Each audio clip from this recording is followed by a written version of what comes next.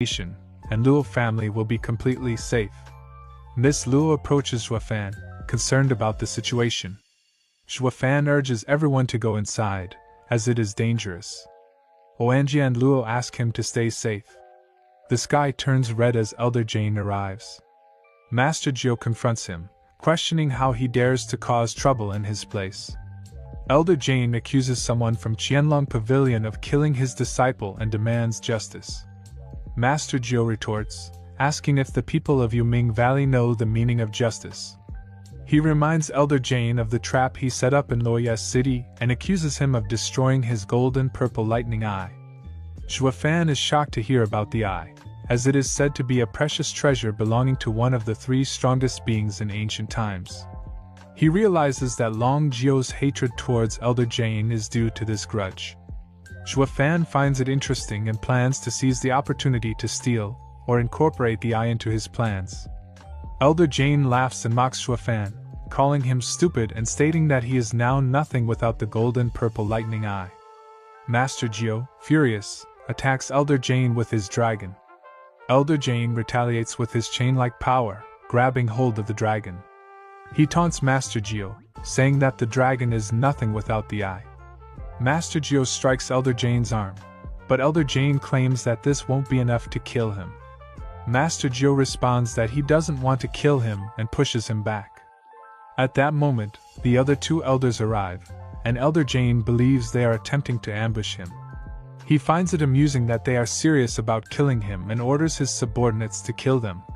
Two black shadows follow Master Jin, and Brother San urges Master Jiu to stay safe. Master Jiu assures him that as long as he can kill Jane, his death will not be in vain. He prepares to strike with his sword, unleashing a powerful burst of light. Everyone is amazed by his level 3 spirit treasure dragon sword. In the air, Master Jiu calls out to Brother Wu, urging him to kill Jane, while Master San moves towards Jane to attack. However, a burst of light appears, and Master San is pushed back, blood coming out of his mouth. Everyone is shocked. Elder Jane laughs with pride, standing amidst the purple clouds in his full power. Master Jiu is taken aback as he realizes that it is the golden purple lightning eye.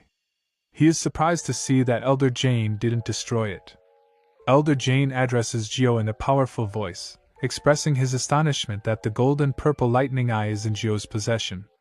A black bird perches on Elder Jane's shoulder, and he challenges Jiu to defeat the divine eye before attempting to kill him.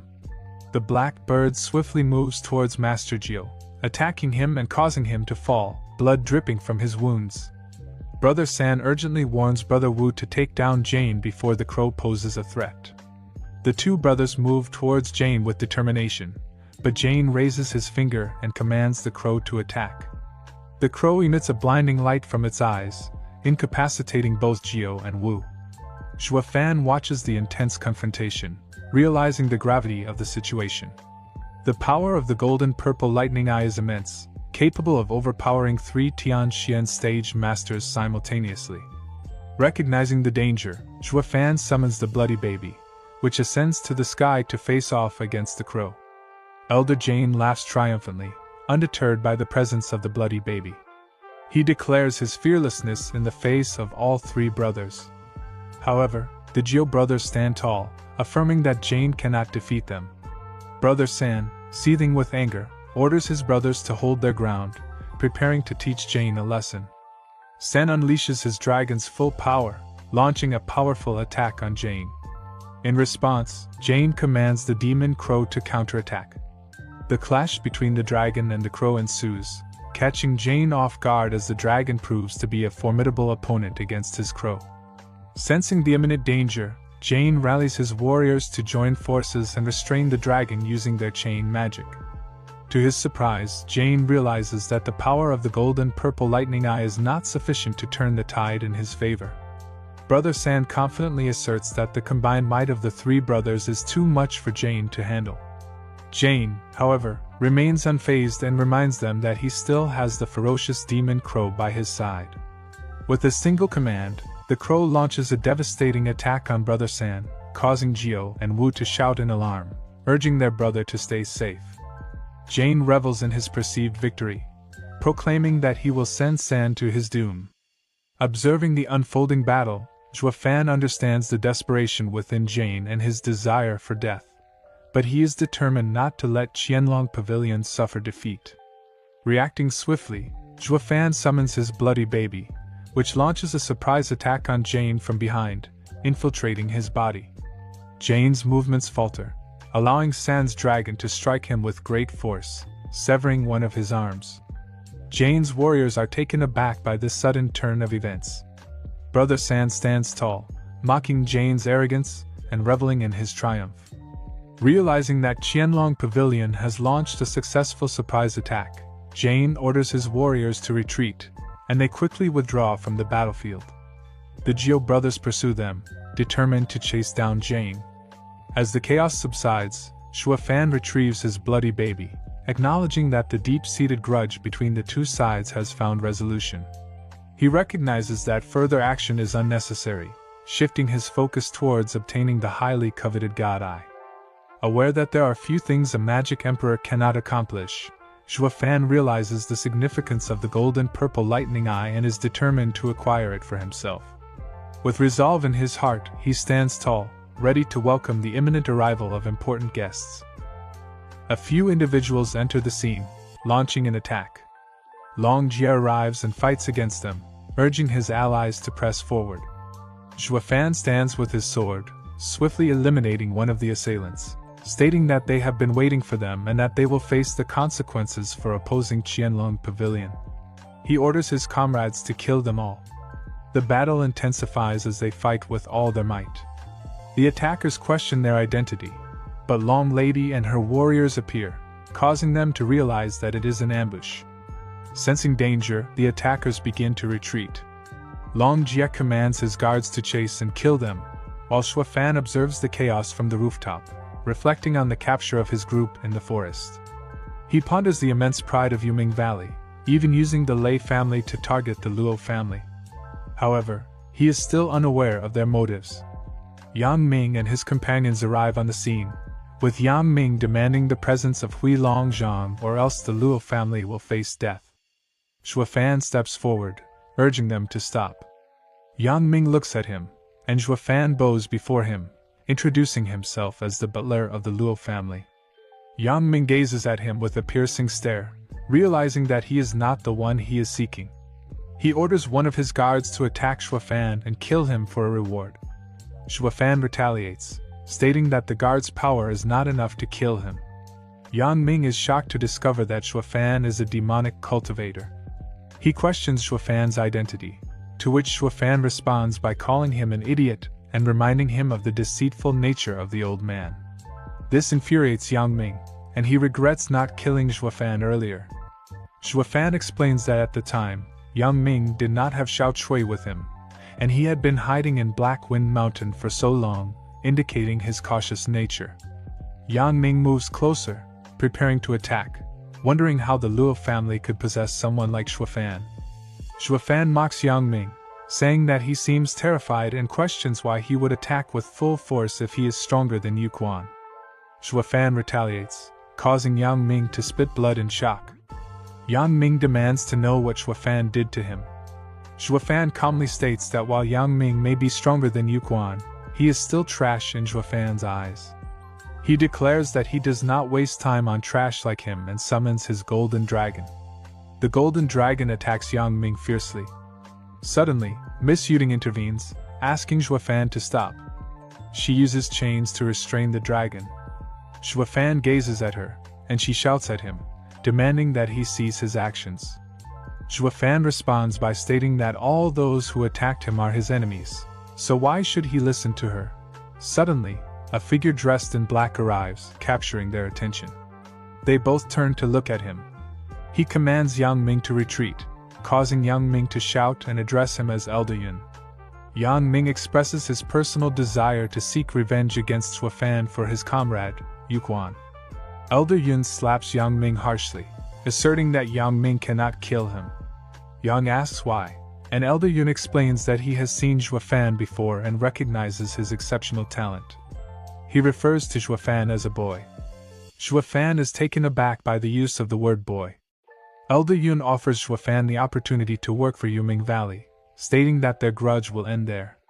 Shuafan laughs and questions whether Elder Yun truly believes he is deserving of a fight with him. They stand face to face, Shuafan questioning whether Elder Yun thinks he deserves to fight with him.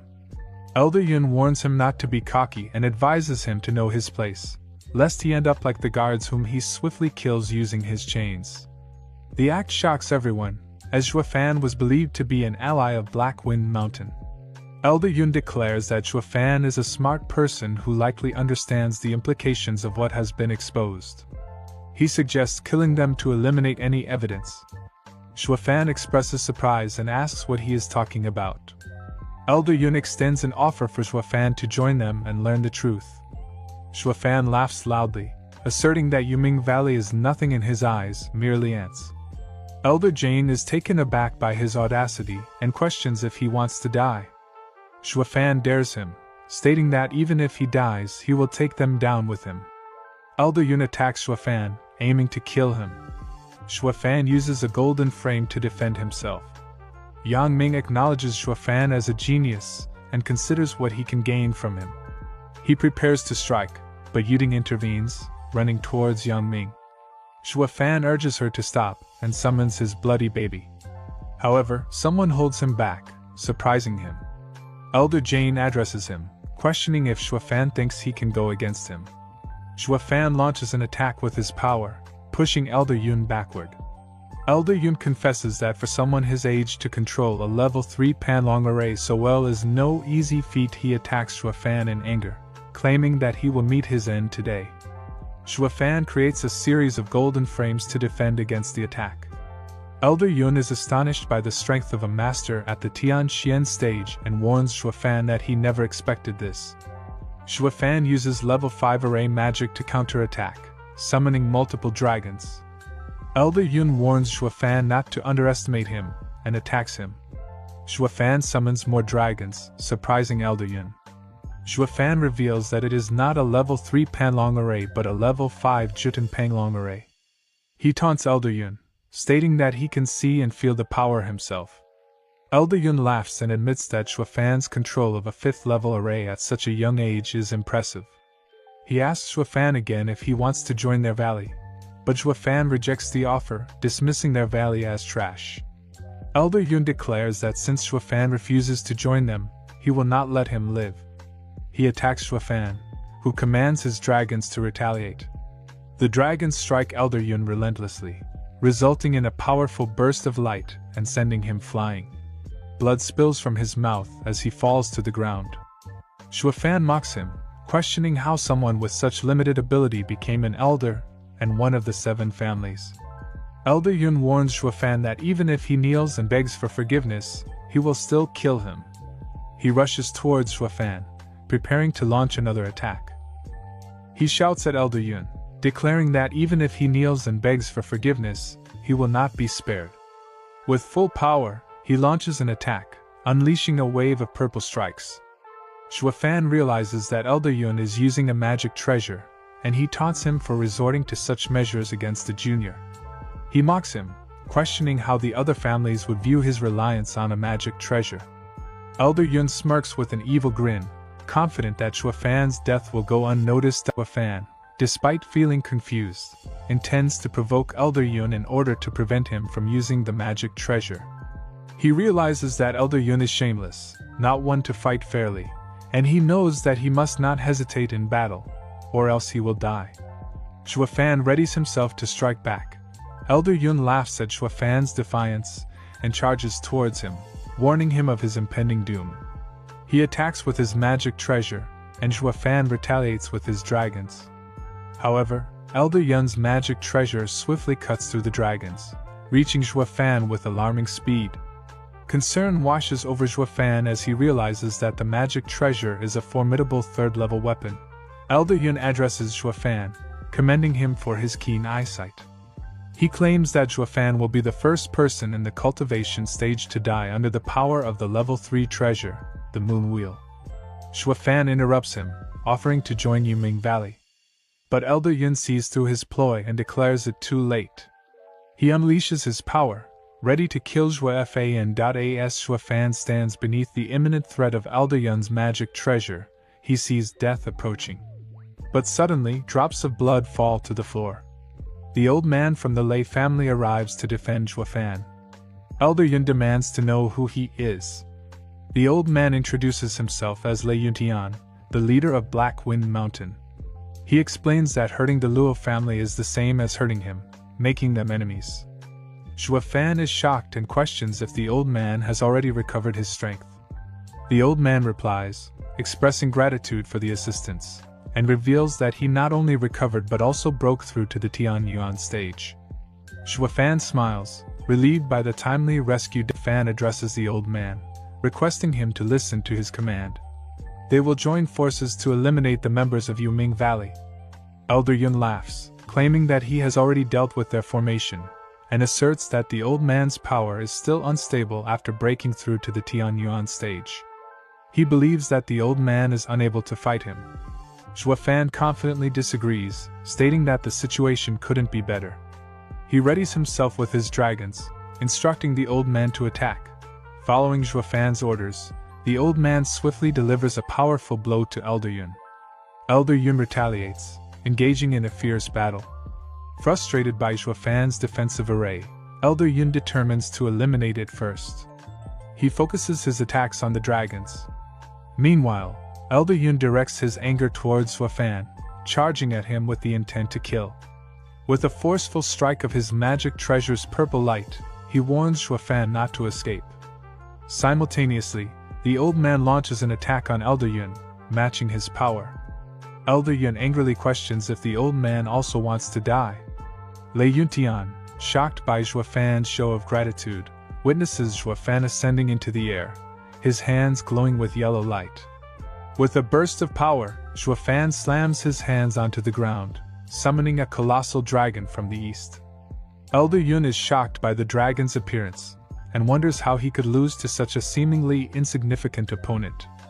As the dragon's lightning bursts across the land, the overwhelming power causes Elder Yun's demise. A massive yellow light bursts in the sky, creating a powerful explosion that captures everyone's attention. Sanjiu is taken aback, wondering what is happening and speculating if it's a battle between martial arts masters. He realizes something must be amiss at Qianlong Pavilion's residence. They quickly retreat to the residence. Meanwhile, Jane seizes the opportunity to escape. Master Jiu regrets not killing him earlier. Two guards standing nearby discuss what they should do, debating if they should investigate the source of the immense strength displayed. One of them suggests that perhaps a more powerful master is involved. The three elders of Qianlong Pavilion also decide to return. Master Jiu hopes that Zhua Fan is safe and fears the little demon's potential. Zhua Fan addresses the old man, who approaches and pledges his unwavering loyalty. Zhua Fan instructs him to take care of the Luo family while he goes to find Yuding. The old man promises to protect the Luo family with his life and ensure no harm befalls them. Zhua Fan believes there are currently no enemies and expects the Qianlong Pavilion elders to arrive soon. He trusts that with the old man by their side, the Luo family is safe. He plans to bring back the foolish Yuding without worries, but he also considers his own safety. Deciding to take the level 3 spirit treasure moon wheel with him, he sets off. Yang Ming finds himself in a jungle, badly injured and thinking about Zhua Fan. Suddenly, Yuding approaches him. He looks at her and realizes that Zhua Fan is not with her. He taunts her, questioning if she intends to fight him alone. Yuding states that today she will clear her father's name and kill him. Yang Ming laughs, revealing that from the beginning, he was never a part of Black Wind Mountain. He mocks her for calling him a traitor. Yuding insists that even if she cannot kill him and ends up being killed by him, she is determined to restore her father's honor. She reminds him of the kindness her father showed them and asks if he ever cared for her. Yang Ming laughs and dismisses the idea, stating that if he were to get married, it would be to someone from the 7 families, not someone like her. Furious, Yuding launches an attack, intent on killing him. Yang Ming laughs at her futile attempts and counterattacks to end her life. Suddenly, a red strike swiftly approaches and targets Yang Ming. It's the bloody baby, owned by Zhua Fan, coming to their aid. Yuding believes the baby saved her and assumes that Shuafan sent it to ensure her safety. Yang Ming pleads for mercy from Yuding. She approaches him, questioning if he no longer remembers the beautiful memories they shared and expressing her pain and confusion. However, her reminiscing is interrupted by a purple lightning strike that separates them. Elder Jane has arrived. He questions Yang Ming about the progress of their plan. Yang Ming is confused about the plan and Elder Jane instructs him to return with him later, but first, he wants to kill Yuding. He attacks her with his sharp nails, causing fear to grip Yuding. He moves towards her to attack. Suddenly, a beam of light intercepts him, causing him to stumble. It's Shuafan coming to their rescue, holding the moon wheel. The girl is overjoyed to see him.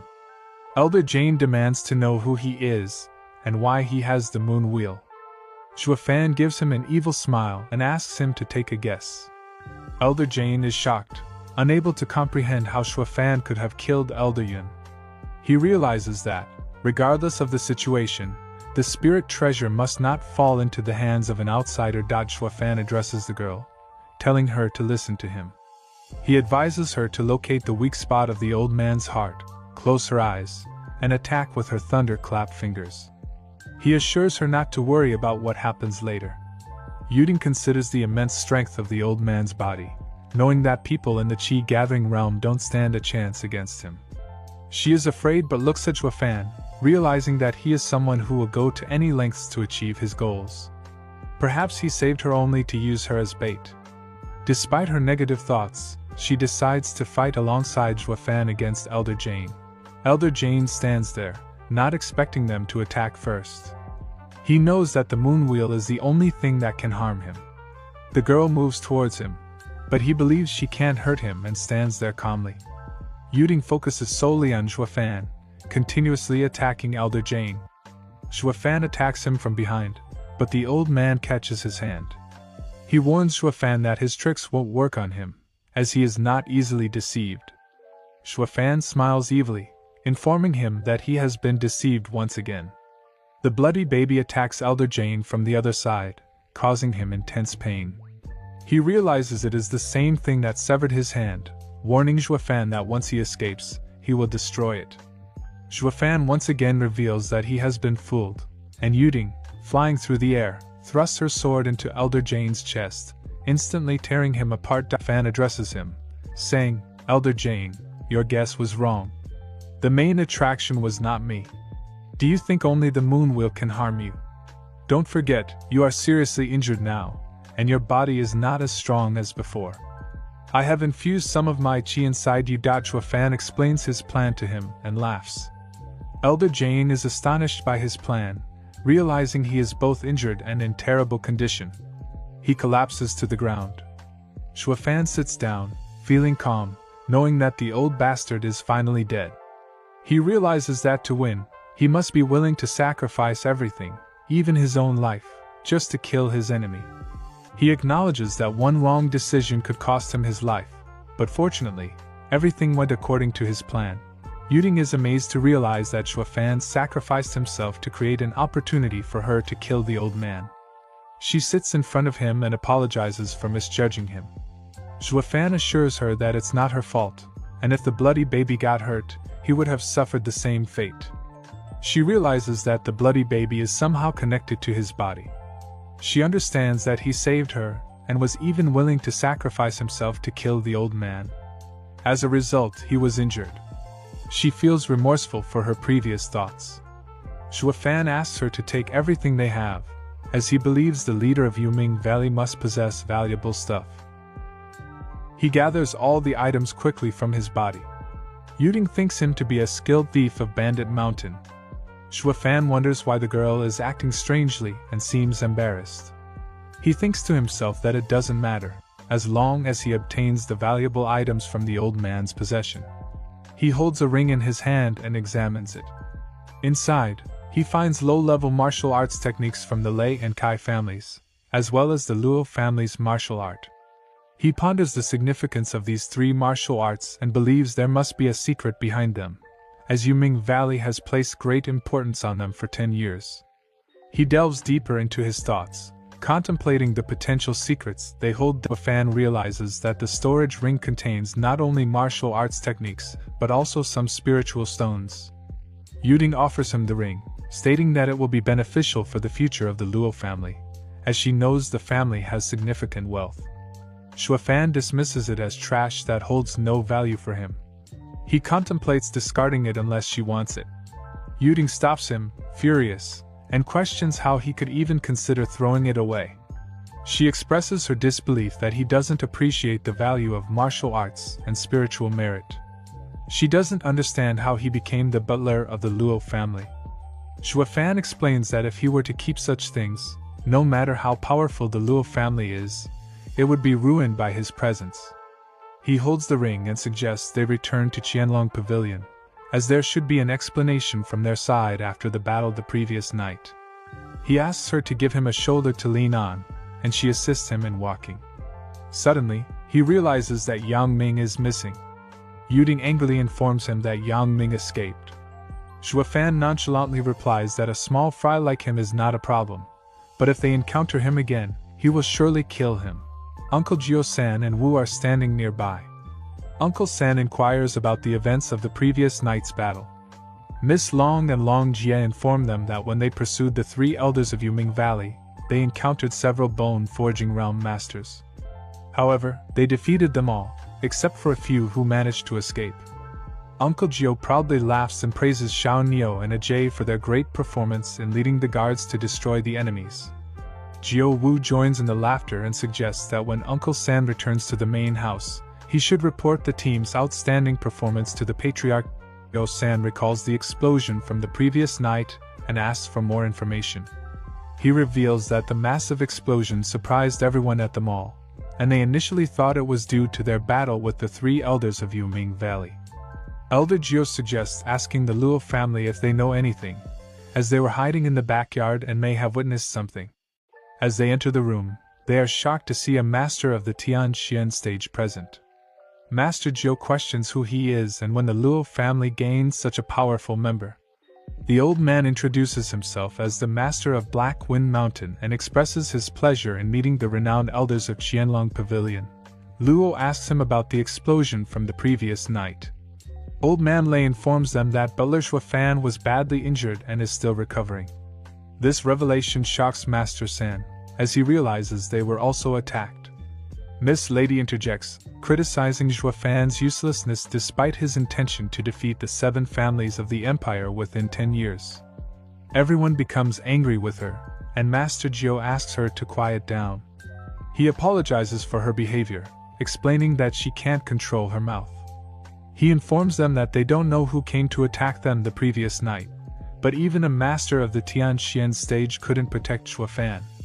Old Man Lei clarifies that he feels ashamed to admit that he had just broken through to the Tianxian stage the day before and didn't have the ability to protect Xue Fan. However, the person who came to take him away was Elder Yun, one of the 12 elders of Yuming Valley, who had been in the Tianxian stage for decades. But Old Man Lei managed to defeat him shortly after breaking through to the same stage. Old Man Lei explains that it seems the 3 elders misunderstood the situation, thinking he defeated Elder Yun. This revelation surprises Master Louis once again, and he asks who was responsible and how the Luo family remained safe throughout the night. Old Man Lei states that it was butler Xue Fan who did it. He asserts that without him, he worries that none of them would have survived. Everyone is shocked and unable to believe what they're hearing. Master Jio is shocked by Old Man Lei's revelation that Xue Fan is the one who killed Yinqing. He is concerned about the vast gap in their cultivation levels. Master Lei agrees, but questions what happened next and if Xue Fan forced Yinqing to retreat. Old Man Lei points out that they are underestimating Xue Fan's capabilities. Confusion fills the room as they realize they had underestimated him all along. Xue Fan's ability to fight against the Tianxian realm master sets him apart from anyone in the mainland. Old Man Lei confirms that Yunqing didn't retreat but was killed by Xue Fan without leaving a trace. Everyone is in disbelief, shouting in astonishment and questioning the possibility of a Qi-gathering realm cultivator killing a Qi-Xian realm master. Xue Fan enters the room, irritated by the commotion, and Miss Luo looks at him happily, addressing him by name. She asks if he has fully recovered, and Xuefan confidently replies that he has. He reveals that he had been resting all night to recover himself, annoyed by the disturbance caused by everyone. All eyes are on him as he addresses Master Geo, asking if he wants to know how he got injured. He presents Elder Jane's ring and corpse as evidence, shocking everyone as they recognize the ring belonging to Elder Jane. Curiosity fills the room as they wonder how Xuefan obtained them. Master Geo questions who killed Elder Jane, and Xuefan boldly admits that he is the one who killed him. He explains that he knows about Master Geo's grudge and met Elder Jane to exact revenge. He hopes that Master Geo won't blame him for interfering in his fight. Master Geo struggles to comprehend the situation, angrily expressing his desire to seek vengeance and reclaim his reputation. However, he acknowledges that blaming Xuefan for assisting him would be unjust and respectfully offers his support, treating him like a brother. He assures Xuefan that he will be there to help whenever needed. Xuefan explains that his victory wasn't solely due to luck but rather bad luck for Elder Jane, who had a broken arm. If not for Xuefan killing Elder Yun, a Tianxian realm master, he wouldn't have been injured so severely by a broken arm Elder Jane. He taunts Lady Long, noting that even if it were her, she wouldn't have been able to kill him, given the excessive number of guards she always has around her. He teases her about her guaranteed safety, which infuriates her. Miss Luo laughs softly, while Master San addresses Master Geo and orders him to take care of Xuefan, assigning hundreds of guards to his residence. He also instructs Master Wu to inform headquarters about what happened and the urgency of informing the Patriarch. Lady Long and Long Jia are shocked by the realization that the three elders considered Xuefan their brother. Xuefan bids farewell to the elders, wishing them well. Master San and Master Wu acknowledge that Master Geo was correct in his assessment of Xuefan's ability to flatter people. After they leave, Xuefan gathers everyone's attention and signals that he wants to speak with Master Geo, preparing to begin their conversation. He addresses Master Geo and tells him that he has a gift for him. Master Geo is surprised and questions the worth of the gift, considering the current state of the Luo family. Xuefan asks if Master Geo possesses an ancient array formation. He mentions a price of 10 million for the array formation, assuring Master Geo that he will appreciate the gift. Xuefan pulls out a golden bag, and a crow emerges from it. Master Geo is shocked to see the demon crow. Xuefan places the crow on his shoulder and explains that since its previous owner has passed away, Master Geo can take the crow and train it as a pet or guard. Master Geo expresses his gratitude and acknowledges Xuefan's generosity. Xuefan asks why Master Geo is unable to fix his golden eye since he had practiced it before. Master Geo sadly confesses that he no longer remembers anything about it, as once it is lost, it cannot be regained. He reveals that he acquired the god eye accidentally while exploring the world. Xuefan then asks if Master Geo is familiar with the 3 dangerous places in the mainland. Xuefan sadly admits that he is unaware of the 3 places mentioned by Master Geo. Curious, he asks Master Geo to enlighten him. Master Geo reveals that there are 3 places in the mainland where no one can venture, regardless of their strength. These places are Luolei's Canyon, Mount Bingyu, and Qianyan Cave. He explains that even if one wishes to go there, it is nearly impossible to find them without incredible luck. Xuefan wonders why this is the case. Master Geo clarifies that these places appear randomly, shifting from one location to another. He cautions Xuefan that when these places emerge, a powerful tornado accompanies them, making it impossible for anyone to escape. Xuefan speculates that someone with a high cultivation level must have set up these locations, and without knowing the secret, it would be challenging to find their entrance. He then asks Master Geo if he is the only one who has discovered one of these places, specifically Luolei's Canyon.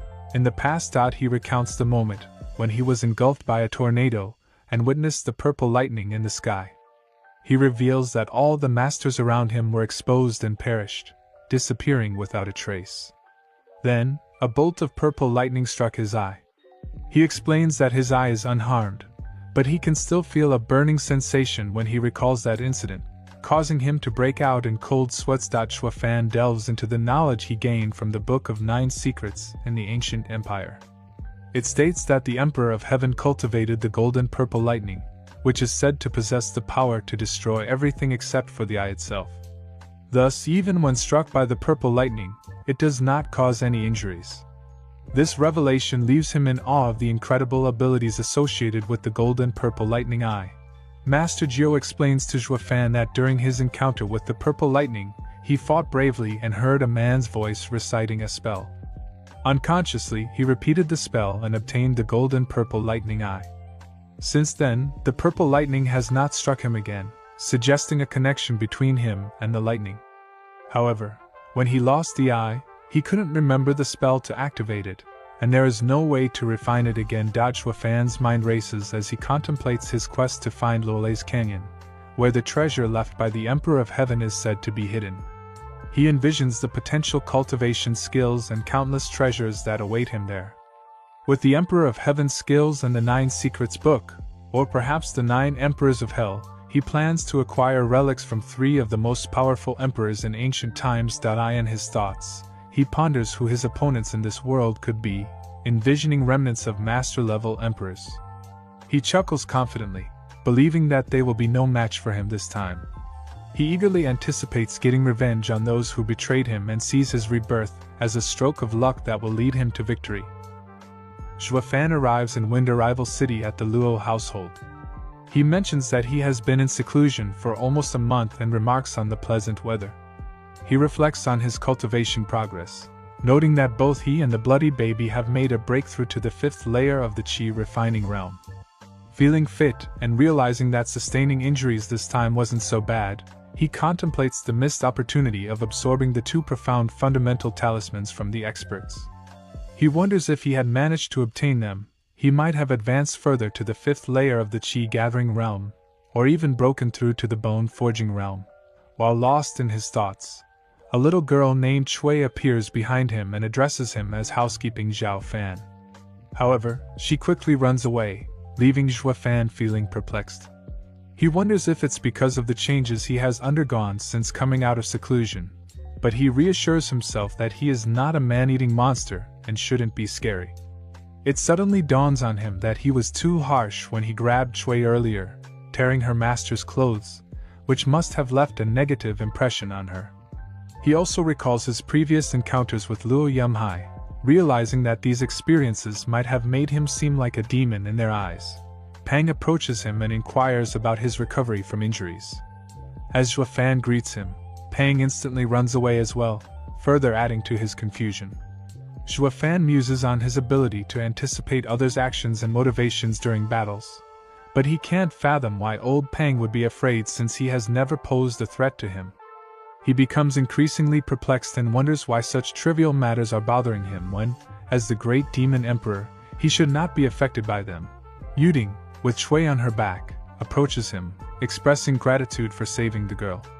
Yuding, wearing a lovely dress and holding a basket, offers it to him as a small gesture of thanks. Shuafan feels bewildered and asks what it is. When he opens the basket, he finds a meal with dumplings inside. Surprised, he asks Yuding if she bought the food and if there is a good restaurant in Wind Arrival City. Shui explains that the food was not bought but was made by the young miss herself, who spent 10 hours every day preparing it, eagerly awaiting housekeeping Zhu's emergence from seclusion. This revelation shocks Shuafan, and he expresses his gratitude for the gifts. Yuding bashfully advises Shuafan to take care of himself and eat the food while it's still warm, as it has been prepared specifically for him. Shuafan goes inside and contemplates the fact that he hasn't eaten for a month due to his cultivation in the Qi gathering realm, and he still feels a slight hunger. Suddenly, Miss Luo and Pang enter the room. Miss Luo remarks with surprise that someone has already brought breakfast for Shuafan, realizing that her worries were unfounded. Shuafan wonders why the temperament of these girls has changed so drastically today. Miss Luo also brings a basket and informs Shuafan that the young miss personally made the food for him, hoping that he will take good care of himself. Shuafan replies that he already received 1 basket and doesn't need to eat much since his stomach isn't that big. This response saddens Miss Luo. Shuafan changes his mind and decides to eat both meals. He ponders why. For the first time in his life, this seemingly insignificant matter has become an issue. But his sons warned him that his life would be in danger if he refused. He opens the dish and discovers something overcooked and black. Confused, he decides to eat Yuding's meal instead. Miss Luo insists that he eats both, and Yuding feels happy. As he looks at Miss Luo, he resolves to eat all the food. Miss Luo requests that he starts with her meal, and Yuding chimes in, suggesting he begins with hers instead. Shuafan observes their ongoing argument, wondering how these two, who used to get along fine, became like water and fire in such a short period. He finds himself confused by the situation and ponders who could be responsible for causing this conflict between them. He decides to prioritize Lady Lei's dish and takes a bite. Surprisingly, it is incredibly fragrant, and he compliments her cooking skills. Little Chui steps forward and proudly states that her young miss has been cooking for 10 years, and there is nobody in Pangling City who can match her culinary prowess. She praises her cooking and tells Shuafan that he is lucky to taste such delicious food. Miss Luo expresses her concern and urges Shuafan to try her dish quickly. However, it tastes bland to him, and he spits it out, exclaiming that even poison tastes better. This saddens Miss Luo but makes Yuding happy. Determined to eat the better meal, Shuafan decides to try the other dish. Young Master Coaches joins in and remarks that the aroma of good food has reached him. He approaches Shuafan and teasingly remarks that despite attending a wedding, he still has such a tasty meal all to himself. He playfully asks Shuafan why he hasn't shared some with him. Shuafan responds by saying that his sister doesn't know how to cook, and she doesn't even know which direction to face while cooking. This comment deeply upsets Miss Luo, causing her to run away in tears. Young Master Coaches expresses his confusion, wondering if he said something wrong. Shuafan reassures him that he didn't say anything wrong, some people simply overestimate themselves. He informs them that he is going to visit the Qianlong Pavilion and advises them to stay at the Luo household in case the people from Yuming Valley return. Meanwhile, in the Tianyu Empire Imperial Palace, two individuals, Long Yifei, the master of Qianlong Pavilion, and Wan Shan, the master of Yuming Valley, are sitting facing each other. An old man, the emperor of the Tianyu Empire, enters coughing. He introduces himself and acknowledges the presence of both masters, stating that Qianlong Pavilion and Yuming Valley are pillars of the empire's 7 families. He wonders why they have come to see him this time. Wan Shan, the master of Yuming Valley, immediately accuses Qianlong Pavilion of killing 2 elders from Yuming Valley last month. He claims that Qianlong Pavilion has violated the pact of the 7 families and implores the emperor to punish them. The master of Qianlong Pavilion retaliates, arguing that the Yuming Valley elders trespassed into Qianlong Pavilion's territory, and questions how they can interpret that as a violation of the pact. He taunts Long Yifei, suggesting that he is using the recent incident as an excuse to seek revenge for what happened 20 years ago. Long Yifei laughs and dismisses the notion of seeking revenge, countering that 2 years ago, Yuming Valley trapped Qianlong Pavilion's elder Jiao in Luoye City and damaged his eye. He points out that Long Yifei accused Qianlong Pavilion of breaching the pact back then, but he didn't say anything in return. However, this time, Yuming Valley's elders trespassed into their territory with 4 people, which he considers an investigation. The head of the 7 families intervenes and urges them to stop arguing. The head stands up and announces that in this matter, both parties are at fault. He issues a decree for Qianlong Pavilion to withdraw from Fenglin City, stating that it will no longer be their territory. Long Yifei expresses concern, but the head asserts that neither Qianlong Pavilion nor Yuming Valley should step foot in Fenglin City from now on. Both masters leave, accepting the head's decision. The head of the 7 families reflects on the situation, realizing that Yuming Valley must have discovered the secret order from 1,000 years ago. He contemplates the complexities of the imperial palace and its powerful individuals, smiling as he thinks that the project should commence and the pearl will release its radiance, no matter what. Shuafan enters the palace and sees a fat man standing there. He is surprised to see someone with such a large physique, wondering how a person could grow up to look like that. Despite his appearance, The fat man's cultivation is at the 7th layer of the QI gathering realm. Xue Fan analyzes the situation, thinking that even the gods must favor this man to have such expertise.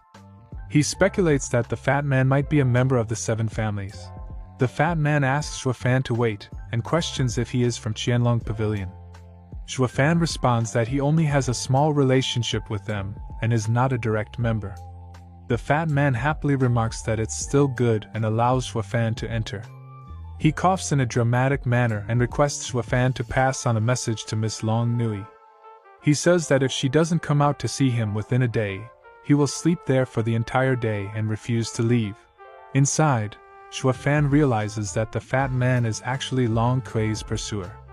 He assures him that he will deliver the message and that Miss Long Nui will come to see him soon. The fat man expresses his gratitude, and Xue Fan inwardly thinks that he was fortunate to escape quickly. He considers it not worth dealing with such a powerful person over something like this. Xue Fan spots Miss Long and asks how she has been, mentioning that he hasn't seen her in days. Miss Long replies that she is doing very well, but seeing him makes it awful. He asks if Brother Gio is here as he needs to talk to him. Miss Long rudely informs him that he is not there. Xue Fan observes her appearance, and concludes that she doesn't seem to be lying. He assumes that Long Jia must be out as well, having gone with Long Jio for work. He thinks that since this is the case, he can postpone his inquiry, but he still needs to deal with the fat man's matter. Trying to conceal his laughter, Xue Fan realizes that the key to receiving the fat man's gratitude and loyalty is by fulfilling his arrogant request to meet Miss Long Nui. He knows that he can't just embarrass her to pass the time. Miss Long Nui asks him what happened, and Xue Fan replies that there is a wealthy and handsome guy outside who insists on seeing her. He tells her that if she doesn't go out, he won't leave. He teases her in a joking manner, making her feel shy and angry. She decides to go and confront the fat man, shouting at him and expressing her refusal to marry him.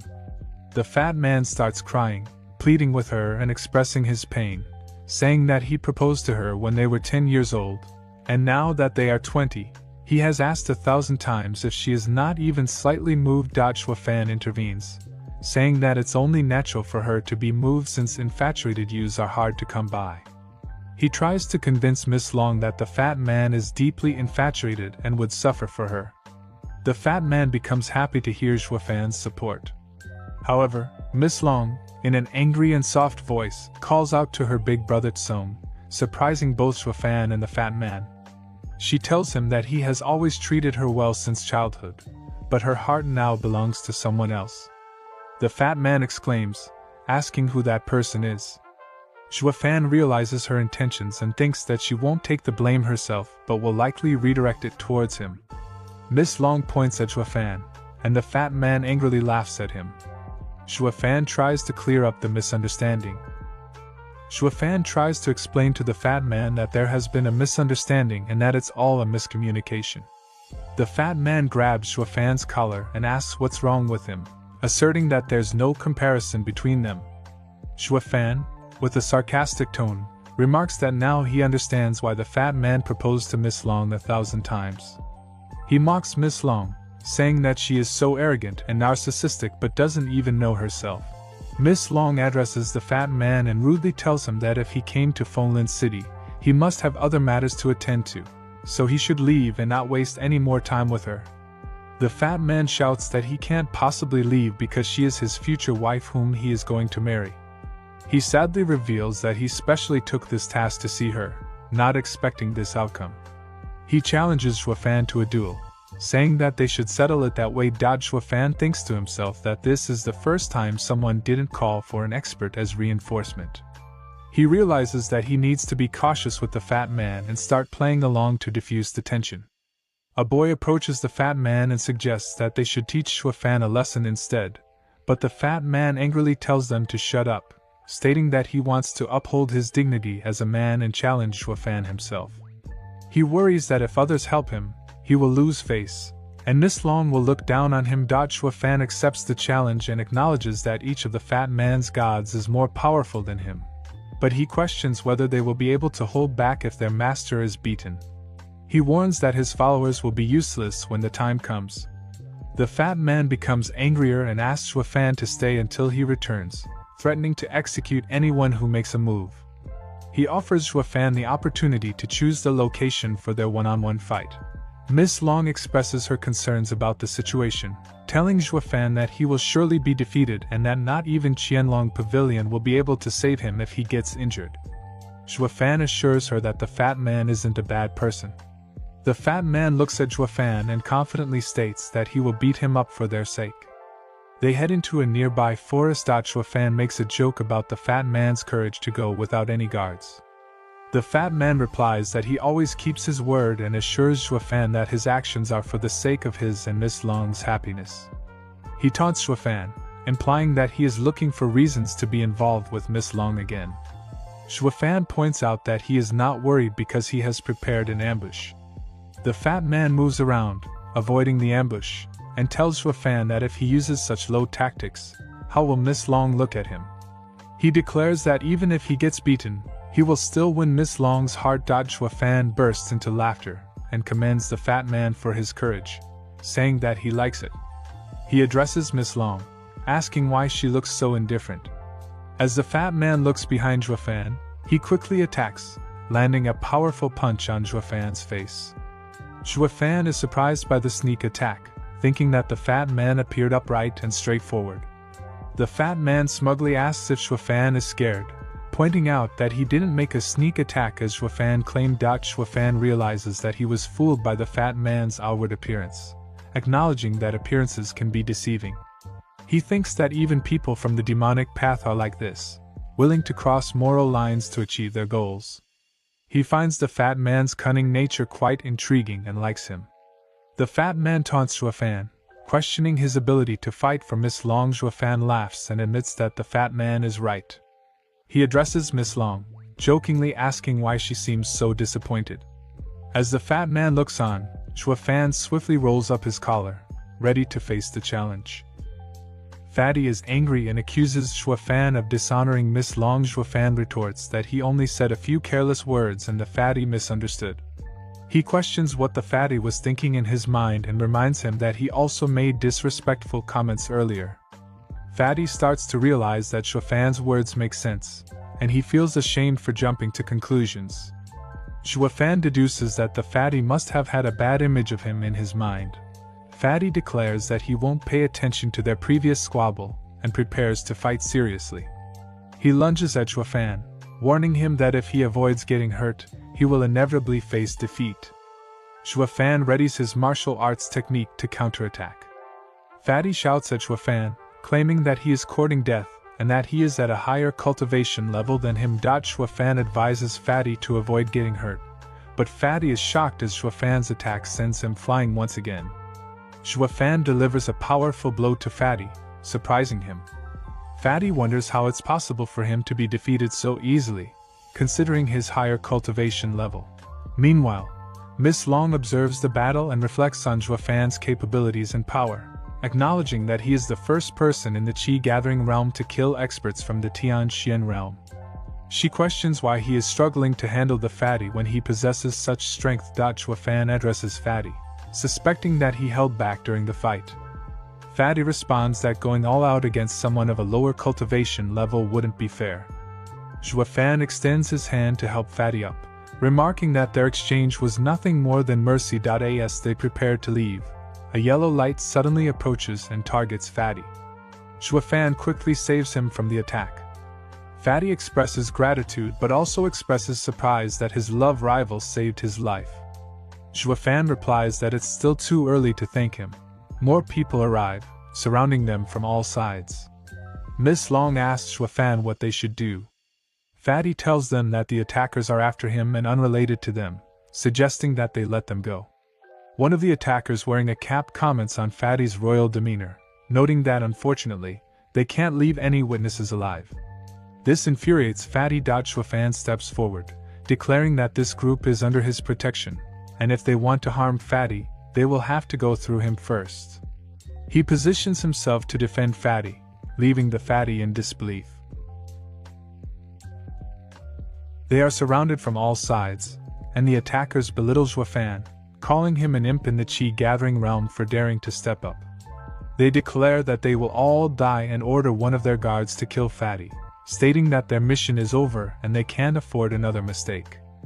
Fatty acknowledges that they are after him and suggests drawing them away while telling Xuefan to take Miss Long back to Qianlong Pavilion. Xuefan recognizes that Fatty's speed won't be enough to escape, so he contemplates their next move. Fatty asks for his guidance, and Xuefan decides to make his move, ordering Fatty to distract them while he creates chaos. Xuefan utilizes his spirit treasure to attack, shocking the attackers and leaving one of them immobilized and bleeding. This surprises both Fatty and the guards who were ready to attack. The guards are determined to kill Xuefan for causing trouble in their territory and decide to surround him, underestimating him due to his reliance on the third-grade spirit treasure. They advance together, but Xuefan strikes them all down with a single hit from his spirit treasure. This display of power intimidates them, and they question how he can be so formidable as a Qi-gathering realm cultivator. Fatty realizes that the imposing aura emanating from Xuefan is familiar, reminding him of his father, the Emperor. However, he quickly corrects himself, realizing that Xuefan's superior might surpasses even that of his father. It feels as though anyone who opposes Xuefan will be completely eradicated. Xuefan stands confidently, his eyes glowing red, instilling fear in everyone present. Xuefan is attacking the guards with his spirit treasure, but he is shocked to see them being killed instantly by a soul elimination power. Ancestor Fang, introduced as Tianyu's first sword deity, appears playing the flute. Fatty and Miss Long are happy to see him and ask why he has come. Xuefan recognizes him as one of the 5 great deity dragons, guardian of the imperial family, and the jade flute's weird deity, Grandmaster Fang Kabai. Uncle Gio approaches and laughs, stating that he had mentioned Xuefan to the others before, and they recognized him at a glance. Miss Long is delighted to see Uncle Gio and questions why he didn't appear earlier. Uncle Gio replies that they arrived during Xuefan's competition with the third prince but chose to observe. He praises Xuefan's courage to face dozens of bone-forging experts alone. Xuefan expresses his gratitude for the praise, and Fang replies that he doesn't understand why Xuefan didn't kill that person completely. He warns Xuefan that cleverness may not always be necessary and that participating in high-level disputes beyond his current strength could be dangerous. Fang acknowledges that Xuefan has learned his lesson from the incident and decides to take him back to nurture him, as he sees potential in him. This shocks everyone, as Fang rarely accepts disciples. Long Lady reflects on Fang's character, known among the 7 families, and how even the imperial family couldn't make him accept disciples due to his tough nature. She never expected Xuefan to capture his attention so quickly. She accepts that Xuefan has become the first person to pay respect and enter the sword deity's tutelage, knowing that even the children of the 7 families would have to make a detour if they were to meet him. Xuefan ponders the situation, realizing that if he were to be accepted, Fang would be the first person of imperial-level expertise to become his master. Fang then addresses Long Gio, stating that the third prince still has official business to attend to, and he will take him back first. They fly away quickly, with Xuefan thinking that Fang is indeed a soul elimination expert. Master Gio instructs Xuefan to follow him to Qianlong Pavilion, as he has something for him. Xuefan becomes interested and agrees to accompany him. Xuefan is standing in front of Master, who is giving him something. Xuefan realizes that it is the letter of alliance agreement between Qianlong Pavilion and the Luo family. He understands that with this agreement, Qianlong Pavilion will not only be a great support for the Luo family but will also provide unconditional help. This means that no one will dare to go against the Luo family, allowing him to focus on increasing his strength without worries.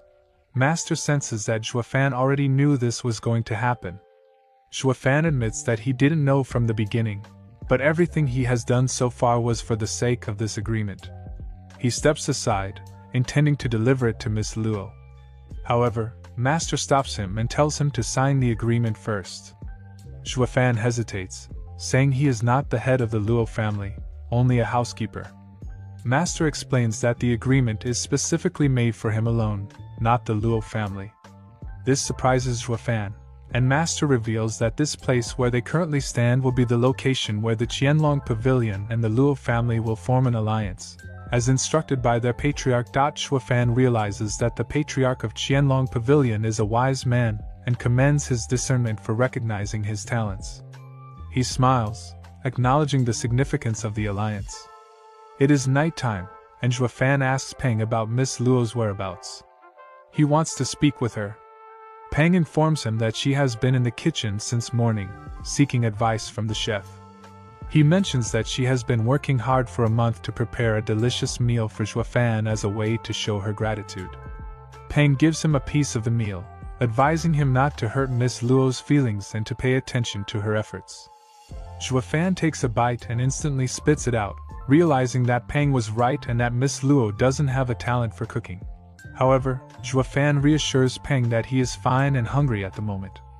In the morning, Miss Luo wakes up and notices a cloth around her. She sees that her plates are empty and realizes that Shuofan must have been with her all night, sleeping and staying by her side. She feels shy and blushes to have him around her. She moves closer to his face and tries to kiss him. She is about to kiss him while Shuofan is sleeping. Suddenly, someone enters, addressing them both, and she fearfully stops. Shuofan opens his eyes at the sound of the voice. It's Peng, who approaches them. Shuofan asks what the problem is, while Miss Luo pretends to be asleep on his shoulder. Peng points at Miss Luo, looking shocked. Shuofan casually replies that she is feeling hot, attributing it to the warm weather outside.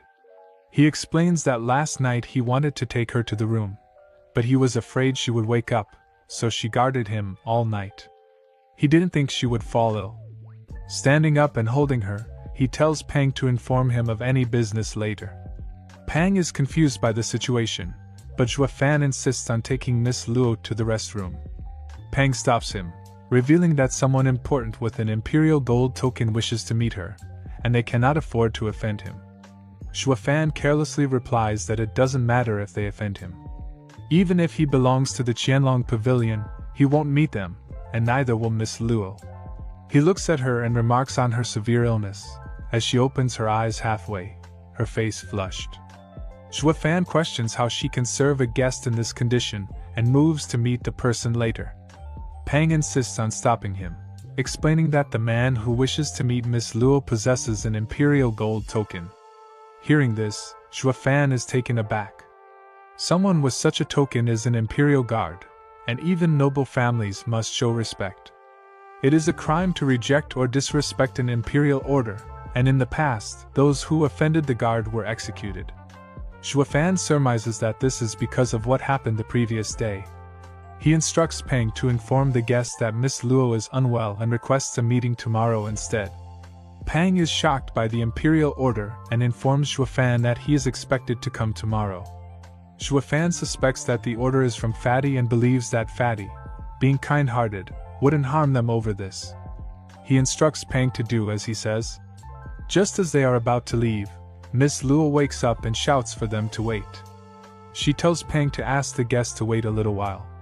She tries to stand up and says she will prepare herself first. Peng is pleased to see Miss Luo awake, as he mentions the consequences if she had not woken up and they had followed Shuofan's orders. He comments on how Shuofan, as the housekeeper, is now afraid of heaven. While he will always follow Shuofan's orders, he is still afraid. Shuofan, confused, looks at Miss Luo and wonders how she could wake up so suddenly while being ill. He questions whether she had passed out. Miss Luo angrily addresses Shuofan, asking how he could say something offensive about the Empire. She shouts that she can't understand and leaves abruptly, leaving Shuofan bewildered. In the living room, Shuofan arrives and sees a man in a gray costume standing there. The man greets him, recognizing him as the housekeeper of the Luo family, Shuofan. He shows his respect and says that his lord has asked them to move to a different residence. Shuofan glances at the golden token and nonchalantly remarks that he is too young to be properly informed about him and the Empire. This angers the man, who realizes that Shuofan is referring to his lord. He thinks to himself that no one dares to call his lord Fatty in the entire Empire. He ponders the relationship between Zhuofan and his lord, then quickly bows with respect, stating that his lord will return tomorrow and is doing well. Zhuofan laughs out loud, sarcastically remarking on his lord's self-esteem, and why he didn't mention it earlier. He points out the numerous blows and kicks he delivered, asking how his lord could be fine. Zhuofan mocks him, stating that his lord is pretending in front of others so no one can make fun of him. The man feels embarrassed, while Zhuofan asks if he is still angry about the incident with Fang Kebai. The man replies that he doesn't think so. Zhuofan proudly declares that Fang Kebai asked him to be his disciple, revealing that he would rather die than become a disciple of his lord. He further explains that after hearing Fang Kebai's words, he felt enlightened. This leaves the man feeling shocked and a little unsettled, as he realizes that Fang Kebai wants Zhuofan as his disciple. Zhuofan proudly thinks to himself that he dared to play with his lord, but he is not qualified. Zhuofan, Miss Luo, Pang, and the young master are guided by the guest. Zhuofan tells him that this time, the direction of the conversation is up to him. The young master urges Zhuofan to say something, and he responds with intensity, indicating that he understands. Miss Luo tries to address Zhuofan, realizing that after all these months, with her by his side, everyone in the city will come to know that he is the true leader of the Luo family. She believes that the imperial family will acknowledge Zhuofan as the legitimate leader. Grateful for his actions, she looks at him and expresses her thanks. They reach a place where Fang Kebai and Fatty are sitting, enjoying tea. Family Lei is also present, along with Miss Yuding and the old master. The family leaders await their arrival. As they approach, Zhuofan thinks that this is a meeting of the three family leaders and urges the young master not to let them look down on their family. They are invited inside. Fatty wonders when the imperial guards became so polite, while the other leader wonders why his own family, the first family in the city, was treated poorly. Miss Luo greets the third prince, and they are all greeted respectfully. Fatty invites them to sit down, and Zhuofan offers his hand to Miss Luo to assist her. Fatty contemplates how Zhuofan has become so generous, shedding his arrogance to act as the protector of his master's security and ownership. Fang thinks to himself that Zhuofan is indeed a valuable courtier. Fatty reveals that the third prince has invited the three family leaders today, but in reality, he was ordered by the imperial family to disclose the ancient history and fate of the three families. This surprises everyone at the table. Fatty continues, stating that he believes the family leaders will receive an order from their predecessors, stipulating that none of the three families should be hostile to each other. He emphasizes the need for complementarity and mutual support among the three families, who will never leave Fengling City. Everyone listens attentively as Fatty explains that all of this was part of an agreement between the Empire family and the three family leaders before the establishment of the Empire, known as the Mingzhu Secret Order. He reveals that Luo, Kai, and Lei families, like the seven families, are the founders of the Empire. Miss Luo ponders why they have fallen to the point of becoming a small family if that is true. Fatty apologizes, attributing it to the debt owed by his Yuan family. He explains that when the Tianyu Empire was established, the foundation was unstable, leading to chaos in the community. At that time, the imperial family appointed 7 officials, giving them independent governing rights and allowing them to maintain a parallel existence alongside the imperial family. These officials were from the 7 families. However, 20 years later, the 7 families grew stronger and began competing for personal interests, leading to internal conflicts. Unable to control the situation, the imperial family had to strengthen their own power to end the war. Eventually, the 7 families realized that the fighting brought no benefits and agreed to stop the war. However, the war had already caused significant damage, resulting in a decline in national strength and occasional invasions. Zhuofan inquires about the relationship between all of this and their 3 families. Fatty replies honestly, stating that the 3 families are the founding elders of the central courts.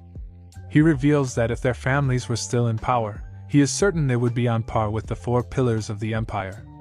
This revelation shocks everyone at the table. He specifically emphasizes that the 4 pillars of the Tianyu Empire are the source of military power, economics, politics, diplomacy, and much more. There are rumors that suggest the true strength of the four pillars is formidable, making the imperial family fearful.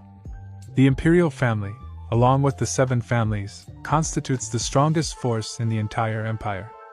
These 3 forces maintain a delicate balance, each controlling and being controlled by the others. If any party loses that balance, the Tianyu Empire will collapse soon. Miss Luo, filled with fear, never imagined that her family and the other 2 families could be part of the empire's 4 pillars. However, she wonders why things have turned out this way. Fatty reveals the Pearl Orders, explaining that they are meant to prevent internal conflicts within the families. They have a secret agreement with the ancestors of the 3 families. He reveals that initially, they brought the 3 families to Fenglin City for various reasons, allowing them to become ordinary families. Even the 7 families resumed their internal conflicts. Interestingly, Fatty reveals that the imperial family plans to elevate the 3 families to the same status as the 7 families, in order to balance their strength and reduce casualties. Miss Luo asks if even with an 8th family, they can't stop the 7 families. Shuafan explains that the purpose of the 8th family is not to oppose them, but rather to maintain a balance of power. When one party has an absolute advantage, like a battle of 1,000 against 800, it usually doesn't happen. It is easier to resolve conflicts when 2 strong forces face each other because both parties don't want to lose. Shuafan understands Fatty's explanation, and Fatty commends him, stating that he is truly a genius, and it's no wonder the Luo family will rise again in his hands. Shuafan then asks the 3rd prince how they can safely become the 8th family. Fatty replies that as the housekeeper of their family, Shuafan knows the reason. He explains that it's not difficult to rely on the power of the imperial family to elevate a family, but the challenge lies in rising without arousing suspicion. By staying under the protection of the 7 families, they can grow without drawing attention. This will show Miss Luo and everyone else how the 7 families become stronger while ensuring that they don't surpass them. Fatty adds that the 7 families would destroy them before they have the chance to rise if they sensed any threat. The leader recognizes Shuafan's intelligence and talent, seeing it as a rare occurrence that happens once every 1,000 years. If he had recognized it earlier, they might have established a good relationship. Fatty explains that when the secret order was created, the most basic and important aspect for strength was considered. He reveals that Qianlong Pavilion has 9 elders, all of whom are strong, and Yuming Valley has 12 elders. Each family of the 7 families has its own expert, serving as their trump card. The initial agreement was not to interfere with each other. Fatty then reveals that Emperor Taizu confiscated the Luo family's property because they didn't possess a strong martial arts skill. The 7 families didn't expect that the Luo family still possessed a low-grade Xuanjia martial art. Shuafan understands this revelation, and Fatty presents a scroll, explaining that it contains a secret method to combine low-grade skills. Individually, they may not hold much value, but when practiced together with their 3 martial arts, they can be combined into a Xuanjia martial art. Shuafan realizes that it means Hui Longang for the Luo family, Duan Feng Tui for the Kai family, and Jing Leji for the Lei family. Only the imperial family possesses the method to combine them. Fatty exclaims in disbelief, admitting that he didn't expect the housekeeper to know about it. Shuafan surmises that the technique of dividing and combining martial arts is rare in the land, but it seems that every sect in the Holy Land knows about it. Fatty tells the 3 family leaders to submit their ancestral martial arts. The head of the Lei family says that the ancestral martial art has been stolen by the Yuming Valley people. The head of the Kai family confesses that the same has happened to their family. Fatty is shocked and angry at their losses. He angrily exclaims that, "Do you guys even deserve to be leaders of your families?" Filled with fury, he shouts, reminding them of their duties to protect the ancestral martial arts, even if it costs their lives. The leaders stand before him, pleading for forgiveness. Fatty, looking worried, hears the leader of the Kai family suggesting that the imperial family provide them with Xuanjia martial arts again. Fatty shouts at him, using strong language to express his frustration, emphasizing that the art is not something to be easily obtained. He slaps the leader on the head, emphasizing that taking a Xuanjie martial art would surely attract the attention of the 7 families and result in dire consequences. Fatty contemplates the situation, wondering what to do now that the secret order has been completely ruined. Xuefan realizes that it's his time to act. He brings out the martial arts and reveals that he has recovered them from Yuming Valley. The old man expresses his gratitude to Xuefan, acknowledging that his family would have been in danger otherwise. Fatty runs towards Xuefan and embraces him, praising him and expressing his gratitude for helping him complete the task given by his father. Xuefan humbly mentions that it was also for the Luo family's benefit. Fatty laughs and acknowledges the mutual benefits for both the Luo family and himself. He combines all the martial arts together and declares that they should now combine the 3 martial arts according to Emperor Taizu's Pearl Order. He explains that when the secret order is revealed to other families, they must adhere to the responsibility of their master and ensure the strongest Xuanjie martial art remains under their protection. The leader of the Kai family stands up, suggesting that his family should join forces with the Luo family and treat the Lei and Luo families as their children. This offends the other families. The Kai family leader proposes that they combine the 3 families, with his family as the master. The old man from the Lei family intervenes, questioning the basis for becoming the family head solely based on strength. Kai Rong defends his proposition, emphasizing his family's strength.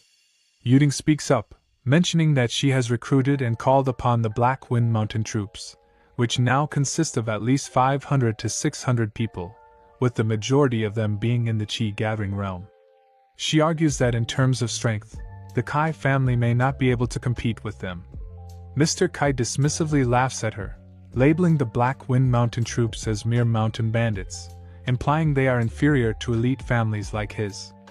He addresses Fatty, suggesting that if he lets the Lei family become the new master, it would become a laughing stock among the 7 families, hindering their future rise in rank. Yuding is offended by his remarks and warns him, questioning his disrespect towards the mountain bandits. The Luo family silently observes the interactions, and Xuefan contemplates how this new family, formed through alliances, has already encountered difficulties and struggles to make any progress. Miss Luo reflects on how the 2 families only consider their opinions, disregarding the Luo family. Filled with anger, Fatty thinks that they are being looked down upon too much. Suddenly, the young master slams his fist on the table, demanding everyone's attention. He angrily declares that of the 3 families, only the Luo family is eligible to become the master. This shocks everyone, as they are surprised by the young master's bold claim.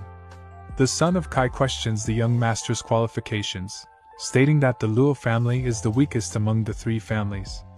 However, the young master confidently asserts that they are the strongest because they have Xuefan. He looks at Xuefan with pride, while Xuefan thinks to himself that this child has a strong belief in his abilities and is proud of him, but he feels that he cannot reach the same level of confidence. Kai belittles Xuefan, reminding him that he is just a housekeeper and cannot compare to the support and resources of the Kai family. While Kai is speaking, Xuefan places a paper in front of them, revealing it to be the alliance agreement between the Luo family and Qianlong Pavilion. This surprises everyone, including Master Fang, who recognizes that Qianlong Pavilion is one of the 7 families, and an agreement between the 7 families and a smaller family has never occurred before. Master Fan stands up and asks how Xuefan managed to obtain this agreement. Xuefan replies that he has been recognized and appreciated as a hero, and he shares his conviction that even without the secret order and the Pearl Rule, combining the 3 families into one, the Luo family will inevitably rise in rank and no longer need their help. This confuses everyone, and Xuefan explains that it is the opposite, it will not be troublesome. The Luo family feels a sense of pride. Fatty addresses Xuefan, expressing his regret that Xuefan is part of a smaller family, and offers him to join him and receive his assistance. This shocks the Kai family, questioning whether Xuefan is truly strong enough for the imperial family to seek his alliance. Miss Luo is shocked, and Xuefan asks her to stay calm. Xuefan explains to the 3rd prince that while he has a good reputation, he will remain in the Luo family and work towards strengthening them to be on par with the 7 families, as it is part of the plan designed by the imperial family. Fatty laughs and says that since Shuafan refuses, they will forget the idea. He announces that the Luo family will be the new master, and the three families will unite as one. The Kai family's son protests, but his father gestures for him to remain quiet. Fatty becomes angry at this, and the Kai family immediately obeys him, stating that they will now follow the Luo family. Fatty also gives a stern look at the Lei family, and they also comply. The old man promises full support for Yunxiang and Yehai, considering it his atonement for the sins he committed that led to the destruction of the Luo family in Gui Yunzhuang. He is willing to be a slave for a lifetime. Fatty becomes delighted, stating that since they do not object to the decision, they can proceed with integration. Everyone agrees and excuses themselves to leave, except Fatty, who asks Shuafan to stay. Shuafan looks at him, awaiting further instructions or conversation. The mysterious man, wearing a mask, arrives at the rooftop and asks the leader of Yuming Valley how things are going. The leader expresses his frustration, stating that the efforts they have made over the past 10 years have been in vain. The emperor has ordered Yuming Valley to stay away from Fenglin City and imposed limitations on the other 6 families. It seems that the emperor has become aware of their actions. The masked man smiles and suggests that there's no need to lose patience. If they fail, they should accept it without making excuses. The man, sitting behind a curtain, asserts that Yuming Valley is one of the 7 families, but is unable to deal with the 3 secular families. He implies that the time will come when Yuming Valley will be replaced by these families. This enrages the Yuming Valley leader, who hits the window and accuses the masked man, Zhuge Chanfeng, of being responsible for all of this. Zhuge Chanfeng introduces himself, and remains composed despite the leader's anger. Suddenly, 2 old men wearing masks appear, identified as Yin and Yang. Zhuge Chanfeng acknowledges their presence and praises their ability to recognize him, as they haven't appeared in 100 years. The leader of Yuming Valley acknowledges Zhuge Chanfeng as the head of the 4 pillars and the wise man of Tianyu. He mentions that even Fang Kabai, one of the 5 dragon guardians, was not a match for the 2 old men standing before them. Zhuge humbly denies being worthy of the title of wise man and expresses his reluctance to openly confront the imperial family. The leader of Yuming Valley argues that his power is unmatched in the empire, even when considering the imperial family. Zhuge counters, stating that power cannot be judged solely by appearances. He reveals that he is not the first wise man in the Tianyu Empire and hints at someone above him. The leader of Yuming Valley assumes it must be the foolish emperor, but Zhuge smiles and asserts that he has been the prime minister for 40 years and still cannot fathom the emperor's true intentions. He implies that the emperor's intelligence should not be underestimated. Zhuge advises the leader of Yuming Valley to retreat for now and not create any problems. He warns him to be cautious around the old man present, as losing everything due to carelessness would be a great loss. Zhuge moves away, his gaze shifting towards the sky. He ponders the plan and the contents of the order. He gazes at the Black Wind Mountain's foggy forest, where a small pond with red water lies. Shuafan pours some water from the pond and comments that it has been 3 months without any silkworms being cultivated in Handan. He suggests renaming Handan to Blood Silkworm. Shuafan stands with red eyes, declaring that it is time to leave. Shuafan returns and meets the young miss, who is happy to see him. He asks her to come with him, which surprises her. As they walk together, she wonders why he closed the doors and windows. Suddenly, she realizes something is wrong and shouts, asking what he wants. Shuafan reveals that he is leaving, shocking her. She pleads with him, questioning why he would leave when their family is growing and becoming the number 1 family in Fenglin City. Shuafan explains that while their family is currently safe, it is only for the short term. He reminds her that they made a promise to the imperial family to carry out the secret order, the contents of which she is unaware of. He also mentions that they have offended Yuming Valley, one of the 7 families. He explains that if they can become a family equal to the 7 families, Qianlong Pavilion will not let them go. The young miss begins to cry, expressing her need for him to stay. Shuafan wipes her tears and recalls something Fatty said about the importance of power for a family. He explains that he will travel to recruit strong individuals who can protect their family, and ensure their safety in the future. He hands her a golden slab and tells her that if the Luo family encounters any problems while he is gone, she can activate the array on the slab. He assures her that she will be safe for a short period of time. She asks him while crying how long he will be gone, and he admits that he doesn't know, but he promises to return as soon as possible. He asks her to go and call Yunhai and Pang. As she leaves, she suddenly turns back and gives him a kiss, tearfully urging him to come back soon before running off to find Yunhai and Pang. The young master overhears their conversation and starts crying. Xuefan consoles him, telling him that he is the only man in the Luo family and will have to take care of his sister. He encourages him to support the family as if he were already its leader. Xuefan then addresses Pang, reminding him of Long Nui's words about his capabilities being limited to the Qi gathering realm. He presents Pang with a golden slab and tells him that there is a way for him to be reborn and achieve a higher realm. Pang is shocked by the proposition, and Xuefan admits that the process may be frightening and painful. He asks Pang if he is willing to go through with it, leaving Pang to contemplate his decision. Xuefan explains to Pang that he is giving him an intermediate-level Xuanjia demonic skill, a body-forging skill that doesn't have any cultivation requirements. He warns Pang that once he starts practicing the skill, he cannot stop, as it could destroy his spirit and soul. Pang bravely accepts the skill, acknowledging that he is willing to endure any pain to become stronger. Xuefan mentions that the power obtained from practicing this skill can be comparable to an advanced Xuanjia skill, but the process is extremely painful and dangerous. Pang understands the risks involved and declares that his only pain in life was witnessing the death of the Luo family's leader. He is determined to protect the young master and young miss, expressing gratitude to Xuefan for giving him this opportunity.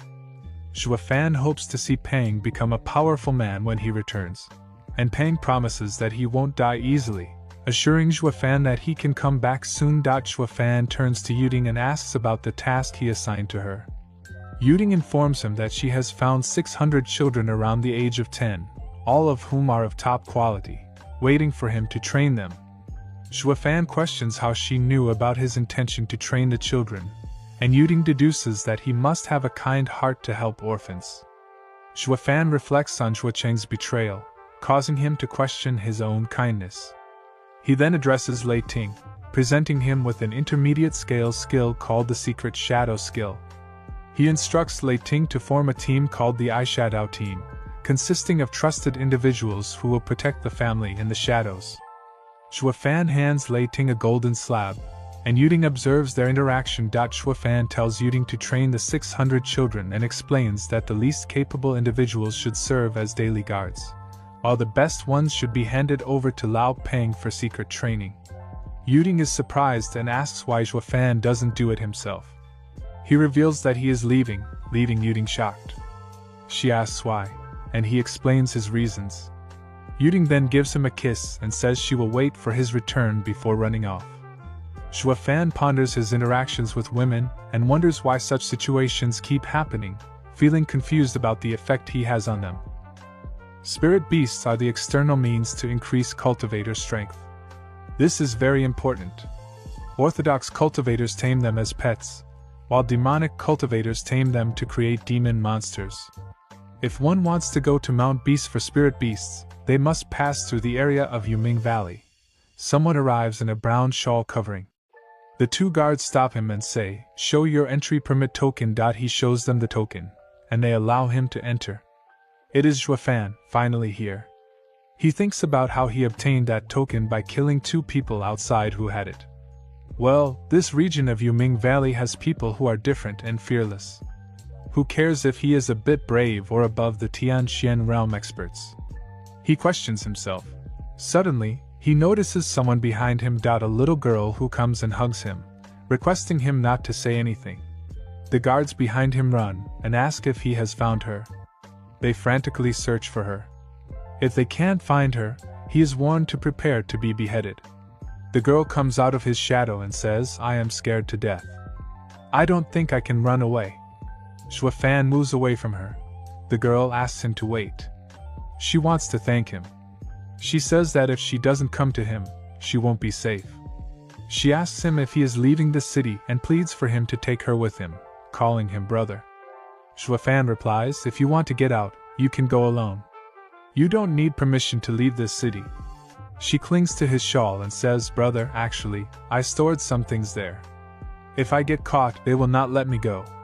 Please take me," she cries. Shuafan notices that she is only 15 years old, and already in the 4th layer of Qi gathering realm. He finds it hard to believe that a beggar could reach such a level at her age. This confuses him, and he says, "Even if what you say is true, why should I help you? It will only offend the heroes here." She looks at him with confusion in her eyes. Shuafan turns to leave, stating, "I really can't think of a reason for me to help you." She asks him if he is going to Mount Beast. He replies that people who come here might go to Mount Beast or Yuming Valley's grave. The girl thinks that this man must have cursed Yuming Valley and wonders if he doesn't want to live anymore. She then reveals that if he wants to go to Mount Beast, he will have to wait for 3 months. During these days, no one is allowed to enter. Shuafan stops and asks why. She approaches him and says, "I will tell you. Diamond Quickstand will come out of Mount Beast. Yuming Valley has been blocking the entrance for 3 months, and no one else is allowed to enter." Shuafan ponders the significance of Diamond Quickstand, also known as the blood of the earth. It is a rare and difficult to find material for a level 5 spirit weapon. But most importantly, it suits his blood baby the best. The girl offers him a deal. If he is willing to help her get out of this city, she will guide him to Mount Beast. They can still snatch a bit of Diamond Quickstand when it comes out, and they are not ready. Shuafan questions how Yuming Valley could let such an important item be stolen so easily. However, there are some people who know the hidden path, so it's worth a try. He agrees, and the girl laughs, expressing her relief that someone can finally take her away from this terrible place. She introduces herself as Xiao Ning and asks for his name. Shuafan looks at her, a mix of determination and curiosity in his eyes. Shuafan walks away with a little girl toward their destination. A man addresses her as Ninger, causing them to stop. The man, accompanied by guards, approaches them and warns Shuafan that he has caused a big trouble and it's time to go back.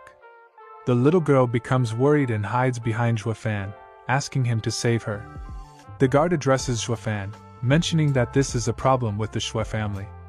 He warns Shuafan that if he wants to avoid trouble, he should let the girl go. Shuafan ponders about the Shui family, considering them as a second-class family in Ximing City. He realizes that unexpectedly this child has provoked the Shui family. Shuafan hugs the little girl, and the man angrily shouts, questioning what he is doing. Shuafan claims that from now on, she is his family. He challenges them, stating that if they want to take her, they will have to pass through him first. This makes the man furious, and he asks Shuafan if he is crazy. He questions why Shuafan didn't inquire about the Shui family before coming to Qingming City. The man shouts, expressing disbelief that Shuafan dares to mess with the Shui family. Shuafan smiles and confidently replies that he did, indeed, inquire. He dismissively remarks that the Shui family is merely a dog tied to Qingming City by the Yuming Valley. Shuafan continues, saying that he has come to the mountain beast to search for a rare spirit beast, so why should he pay attention to dogs? The little girl shouts at him, expressing her disbelief that he would say such things to the Shui family. This slightly shocks Shuafan. Angrily, he looks at her and says that he did all this for her, and now she is getting angry at him.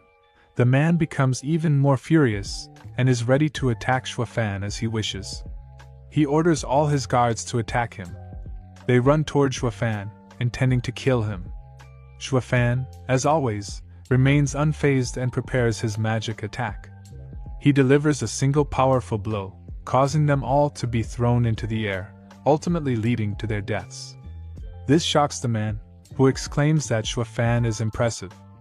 He acknowledges that with his strength, Shuafan dares to speak boldly.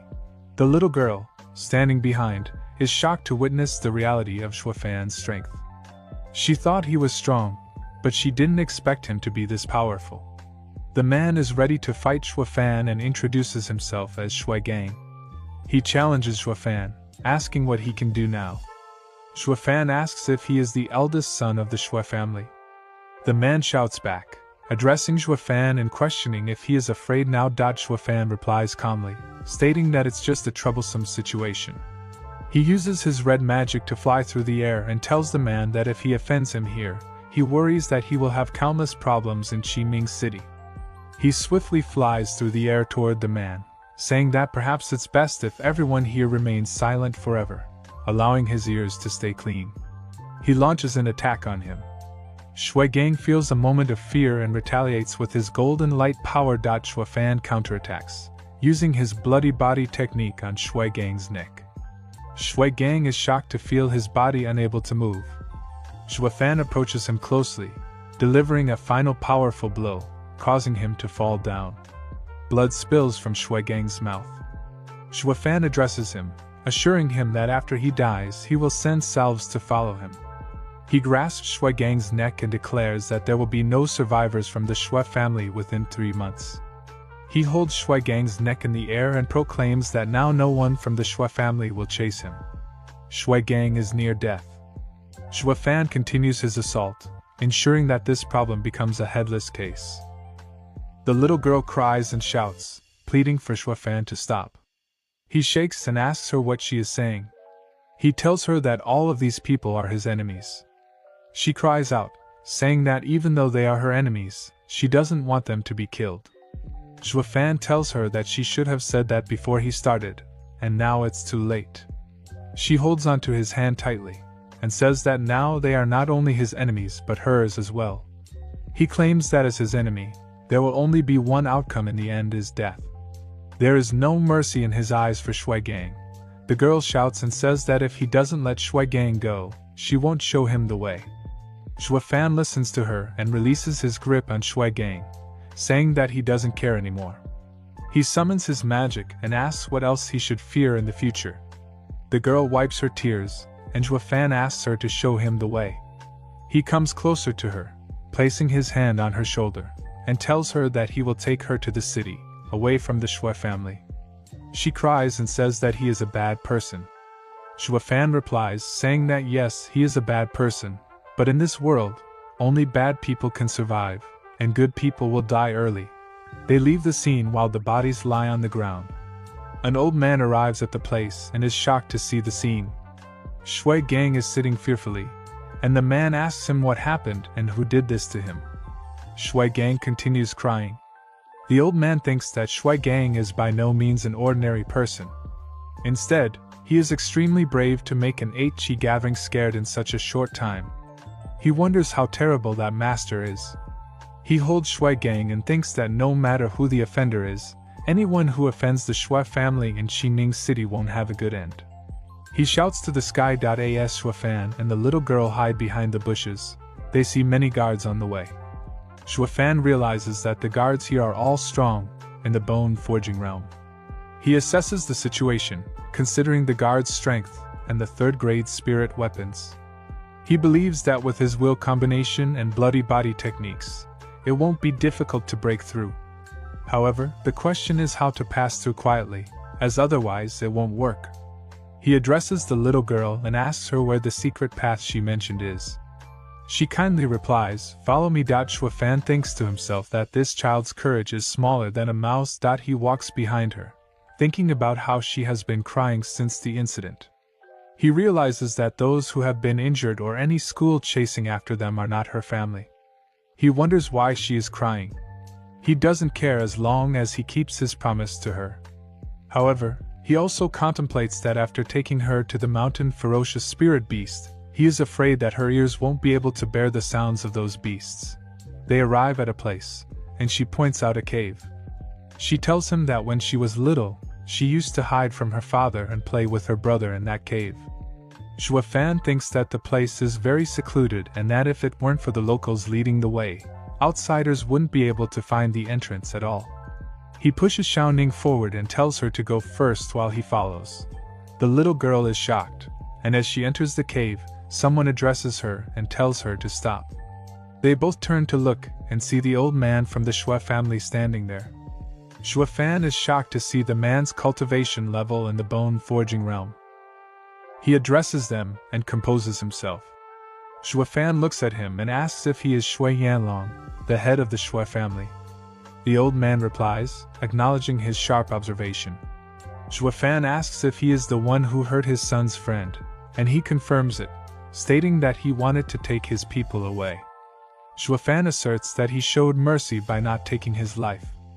The old man asks who Fan's people are, and the little girl steps out from behind Fan. A boy runs up behind the old man, addressing him as father. He arrives laughing and says that he was right, Ning'er must be hiding there.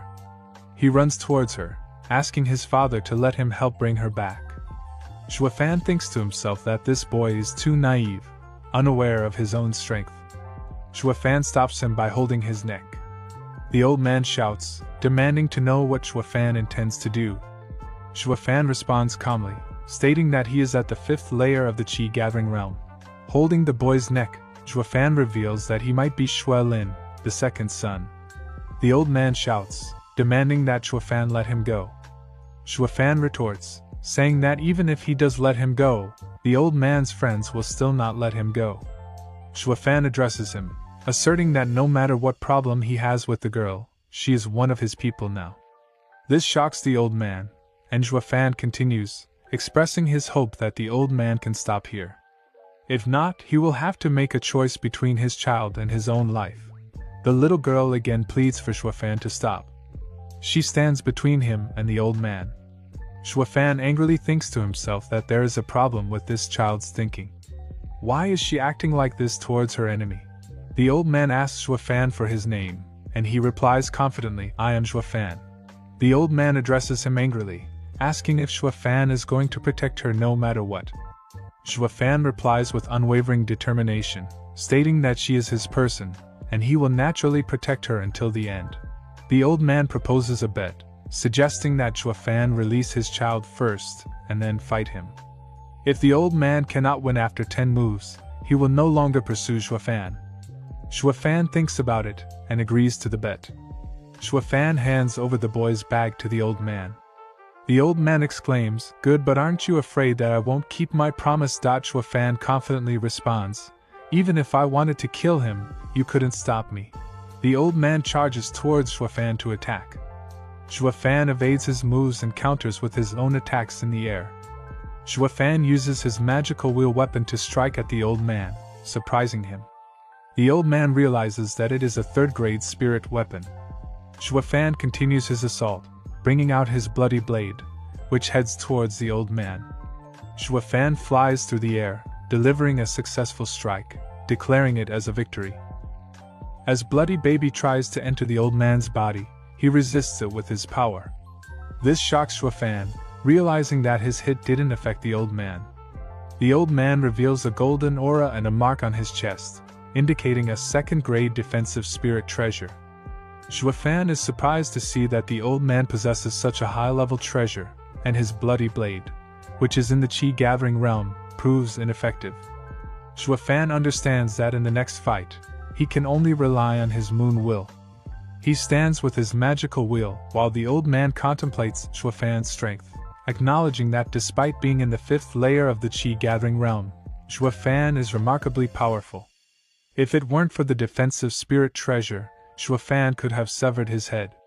The old man admires Fan's power and realizes he must leave the fight to prevent this child from standing before him. The old man moves once more, and Fan rushes towards him. They engage in another round of fighting, with Fan delivering a powerful hit using his magical wheel. The old man falls off from the impact. Fan understands that his moon will is the only real threat to the old man, and he focuses on using it for the remaining 10 moves. They continue battling, and Fan strikes the old man with his magical wheel again, causing a massive explosion in the jungle. The old man contemplates who has the upper hand in this battle. Meanwhile, the old man's son wakes up and is shocked to see his father. He recalls their earlier conversation about his father needing to make 10 moves on Fan, not the other way around. The son urgently tells his father to hurry up and kill Fan. The old man thinks to himself that his son is foolish and doesn't need to speak anymore. He also realizes that his son fails to see the short blade in Xuefan's hand and foolishly wants him to fight and become a laughingstock. Xuefan charges towards the old man once more, launching another attack with his magical wheel. This time, the old man staggers backward. Xuefan relentlessly continues his assault, running towards the old man from 3 different directions in the air.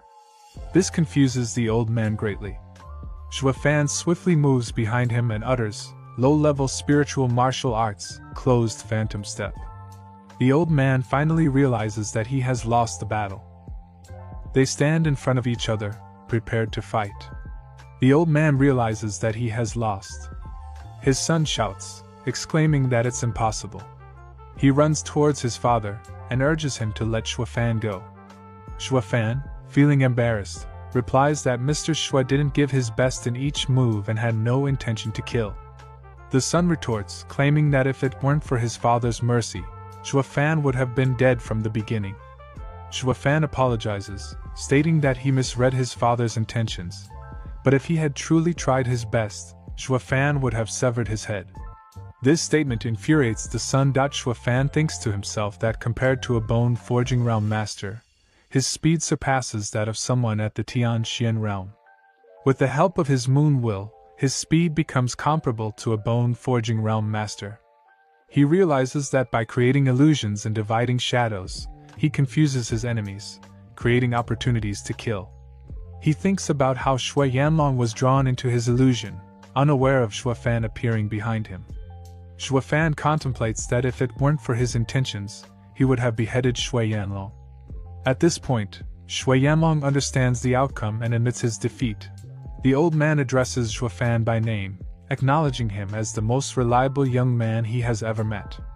He tells Xuefan that he will leave Ninger in his care and instructs him never to lose her in the future. This shocks Xuefan, and he wonders what the old man means. The old man approaches the little girl, hugs her, and tells her that she can go now and not to return or think about the days she wants to leave. The little girl cries and calls him father, leaving Xuefan completely stunned. He thinks to himself if she is Shui Yanlong's third child. Xuefan stops the old man and says, "Wait, are you the young miss of the Shui family?" The old man places his hand on Xuefan's shoulder and replies, "Boy, I know you're smart. Just as you said, she is yours. I entrust her to you." He moves away and warns Xuefan that if he ever finds out that Xuefan mistreats her, he will come after him. Xuefan shouts back, denying mistreatment and realizing that everything that has happened makes sense. He recalls fighting with Shui Yanlong and his son, almost killing their entire family. He looks at the little girl crying and says, "No wonder every time she looks at me, it's with hate." The old man, along with his son, walks away, and the son asks his father how they can explain this to the people of Yuming Valley if they can't bring her. The father tells him to shut up and assures him that they have a way. Xuefan addresses Xueningsian, giving her a gentle tap on her head, causing her hair to fly in the air. The girl starts crying. Xuefan asks Miss Shui what game she is playing, as he fought her father and brother multiple times. Angered, he questions why he feels so angry on her behalf, even though they have no relation. The girl politely replies, "Brother, don't be angry. All I wanted was to leave this city, and you wanted to go to the mountain beast. Now the problem is solved, and you didn't get hurt." Xuefan is shocked, realizing that as long as their goals align, it doesn't matter whether they are family or enemies. He calmly thinks to himself that a demon emperor like him shouldn't be angry because she lied to him. However, this sudden realization has nothing to do with his current situation. He says aloud, "Since when have I become so emotional? The Luo family this month made me think more about the people around me."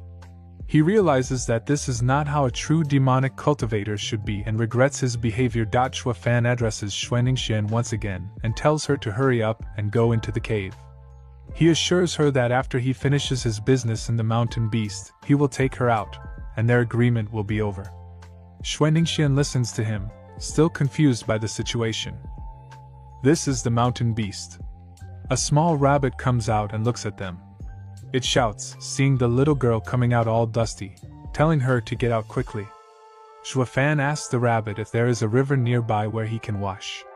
The little girl angrily responds to him, saying that he is a very mean man. She led him, and he still keeps pushing her. He casually replies, admitting that he is a bad person. He stands and looks around, asking if there's a river nearby. The little girl angrily points out the river and tells him to look there. Shuafan takes off his clothes and jumps into the water immediately, embarrassing the little girl. She shouts at him, asking what he is doing. Shuafan, while bathing in the river, simply replies that he is taking a bath. The little girl turns her head away in frustration. Shuafan teases her, suggesting that they can take a bath together. The girl becomes shy and calls him a jerk, stating that she doesn't want to take a bath with him. She calls him shameless. Shuafan thinks to himself about how demonic cultivators have no shame, but wonders where the right path cultivators go. They are standing at the peak of the mountain, overlooking the sea. There is a fountain, and many people are walking around them. Shuafan observes an old man with green hair sitting there, and thinks that he must be an expert in the Tianxian realm. The girl confirms that he is the 7th elder of Yuming Valley and has been stationed in Qingming City. She adds that he didn't like staying here before, but since the eruption of the tides of flowing gold last month, many diamond quick stands have appeared. She explains that 50 bone forging realm experts guard the area. Shuafan realizes that every time the tides of flowing gold occur, diamond quick stands appear in large quantities, and they have come here in advance to secure most of them and prevent others from stealing them. He understands that with his current strength, he cannot fight so many guards for the diamond quick stands unless he devises a clever plan. Shuafan holds the girl's arm and asks her to trust him, saying that he has a solution. She looks at him in shock. The old man notices them, and Shuafan quickly tells the girl to let go. They both descend from the peak. Shuafan thinks to himself that it's just him, or if someone is watching them. They arrive at the residence of the Shui family, where the old man shouts, asking how Ninger is doing. He also asks about the person who injured Shui Gang. The head of the Shui family reveals that he let them go, stating that Shuafan is a good person and Ninger can be entrusted to him. The old man expresses confusion, questioning why he would let them go. The Shui family head explains that as for Shui Gang's injuries, those who don't know the truth are not guilty, and as long as Shuafan treats Ninger well, he doesn't care. The old man angrily slams his hand on the table, saying it doesn't make sense. He shouts, Wanlong, no matter who that kid is, we don't care if he injured Shui Gang, but he can't take away Ninger. He asks if they are not aware of what it means for Ninger to leave the Shui family, leaving his sentence unfinished. Wanlong, confused, thinks to himself that this is something he needs to bear. The old man yells at him, questioning if he can protect the whole family. He asks, I know you love your daughter, but doesn't this old man love his granddaughter too? But our Shui family? He angrily asks where they have gone, and Wanlong replies, Beast Mountain. This response infuriates the old man. Shuafan and Ninger are walking together, and she asks him what he is looking for. He shows her a red material and says he found it. She asks what it is and where it can be used. Shuafan replies, sweet potato. This is the favorite food of the first her spirit beast, Mountain Drill Rat. She claps happily and says it's a good idea. She asks if he wants to use the Mountain Drill Rat to create a tunnel and steal their diamond quick stands. Shuafan replies, who knows? She thinks to herself, confused about his plans and unable to guess his intentions. They are cooking the sweet potato in the middle of the jungle when suddenly, a red creature appears and smashes it, catching the sweet potato. Shuafan and the girl watch from behind the bushes and are happy to see that. Shuafan holds the rat and smiles, asking if it still wants to run. The girl takes the rat from him and scolds him, asking why he is so cruel, and what if he had hurt the creature. Shuafan explains that spirit beasts are not easily injured, and they are in a hurry. He adds that if they can't tame it soon, it will be too late. She angrily retorts that he doesn't need to be rude and mentions that she has raised some little speed beasts in her family who have never been tamed before, but now they listen to her. She hugs the rat and asks if it's okay. Shuafan sees that the little creature is quite annoying, but an idea pops into his mind. He tells her not to worry and that he doesn't want to do anything to the little guy. He brings out a silkworm on his finger and explains that he just wants the rat to eat something. The girl is disgusted by the silkworm and asks what it is. Xuefan briefly explains that there are only 2 ways to tame the rat quickly: either give it to him for a day or let it eat the silkworm. Reluctantly, she gives the rat to him and tells it to eat the silkworm, even though it's disgusting, because it's better than falling into Xuefan's hands. Xuefan gives the silkworm to the rat. Suddenly, a blue light attacks them. Xuefan pushes the girl and shouts for her to watch out. The silkworm gets cut into pieces, and both the rat and the girl fall to the ground. The rat sits on a man's shoulder, and the man angrily asks them how dare they touch his spirit pet. The man is standing on the cliff of the mountain, and Xuefan realizes that the mountain drill rat already has an owner. The girl apologizes, but Xuefan tells her to stop and says that regardless of whether the rat has an owner or not, they have to take it today. He demands the rat from the man. The boy with blue hair smiles and comments on their audacity, mentioning that a 5th stage and 4th stage G gathering realm dare to pick a fight with him, calling himself Gongzi. He challenges Xuefan and says that he will finish them off today. Xuefan runs towards him and replies that it's not confirmed who will be finished. He attacks the boy with his magic wheel, shocking him as he realizes it is a 3rd-grade spirit treasure.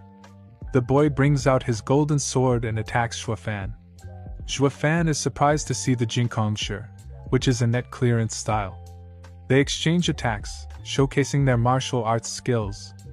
The boy is at the 7th layer of the bone forging realm and possesses a 4th-grade Xuanjia martial art. Xuefan realizes that this person must be a core disciple, or even an heir, and offending him today will bring trouble in the future. The boy takes a step back, and Xuefan tries to trick him with the Shadow Phantom Step technique, confusing the boy. The boy wonders why Xuefan is showing such a strong killing intent and thinks that Xuefan still believes he can kill him. Xuefan's body splits into different shadows, attacking the boy. The boy addresses Xuefan, complimenting his sword technique but calling him arrogant. Xuefan stands on his back and says it's a good sword technique, but unfortunately he has met him. He quickly strikes back, intending to attack the boy with his sword, and Xuefan thinks that if one of them is heavily injured, someone will die, and it will be worth it. Fan attacks the Gongzi with his magic wheel, but the Gongzi resists it. Xuefan realizes that the Gongzi also has a protective armor on his body, making it difficult to break through his defense. The Gongzi continuously attacks Xuefan with his sword, putting their powers at full extent. Suddenly, Xuefan's magic wheel breaks into pieces, and he moves backward while the Gongzi is still in the air, launching attacks. Xuefan observes the Gongzi and thinks to himself that not many elders of Yuming Valley possess spirit treasures. He didn't expect this kid to be so formidable, with a spirit weapon and spirit armor. He realizes that breaking through the Gongzi's defense will be challenging since he is going all out and doesn't show any weakness. Xuefan questions how he should fight this battle. While standing in front of the Gongzi, Xuefan reflects on his own abilities and achievements, feeling frustrated that he was almost killed by someone at a lower realm. He realizes that the Gongzi's spirit armor saved him and questions how he, a future heir of his family, could face such a defeat. The Gongzi interrupts his thoughts and asks for his name. Xuefan introduces himself as Xuefan. The Gongzi walks away, saying that he will remember Xuefan and they will meet again to compete. Xuefan stops him and asks if he is also here for the diamond quick stand. This confuses the Gongzi, who says it's none of Xuefan's business. Xuefan suggests that if the Gongzi is not here for the diamond quick stand, they should part ways. But if he is, they can cooperate. The Gongzi questions how they can cooperate when even the 3 of them together can't steal the diamond quick stand. Xuefan replies that they don't need to fight directly. He looks at the mountain drill rat and asks if the Gongzi can lend it to him, as he has a plan to obtain the diamond quick stand. The Gongzi finds Xuefan's plan interesting and asks for more details. The little girl, Ninger, begins to explain their plan, involving using the mountain drill rat to dig a tunnel and stealing a small amount of the diamond quick stand when it appears. The Gongzi and Xuefan laugh, which angers Ninger. She asks why they are laughing and if she is wrong. The Gongzi replies that the other side is guarded by a Tianxian realm expert, making it difficult for them to succeed. He says that if they try, they will be caught before they even start. Shuafan puts his hand on Ninger's head and says that his sister has proposed another solution. He asks for the Gongzi's opinion. The Gongzi explains his plan, which involves diverting the diamond quickstand's flow by creating a tributary using the mountain drill rat. This way, a portion of the diamond quickstand will flow towards him. Ninger happily comments that this plan would only get a small amount, while the Gongzi intends to take it all. This surprises the Gongzi, and he asks Ninger what she just said. Shuafan and Zhe Tianyang agree to cooperate, and Zhe Tianyang agrees to trust Shuafan's plan. Shuafan asks for Zhe Tianyang's name, and he introduces himself as Zhe Tianyang. Shuafan then asks if he is from the 7th family, which surprises both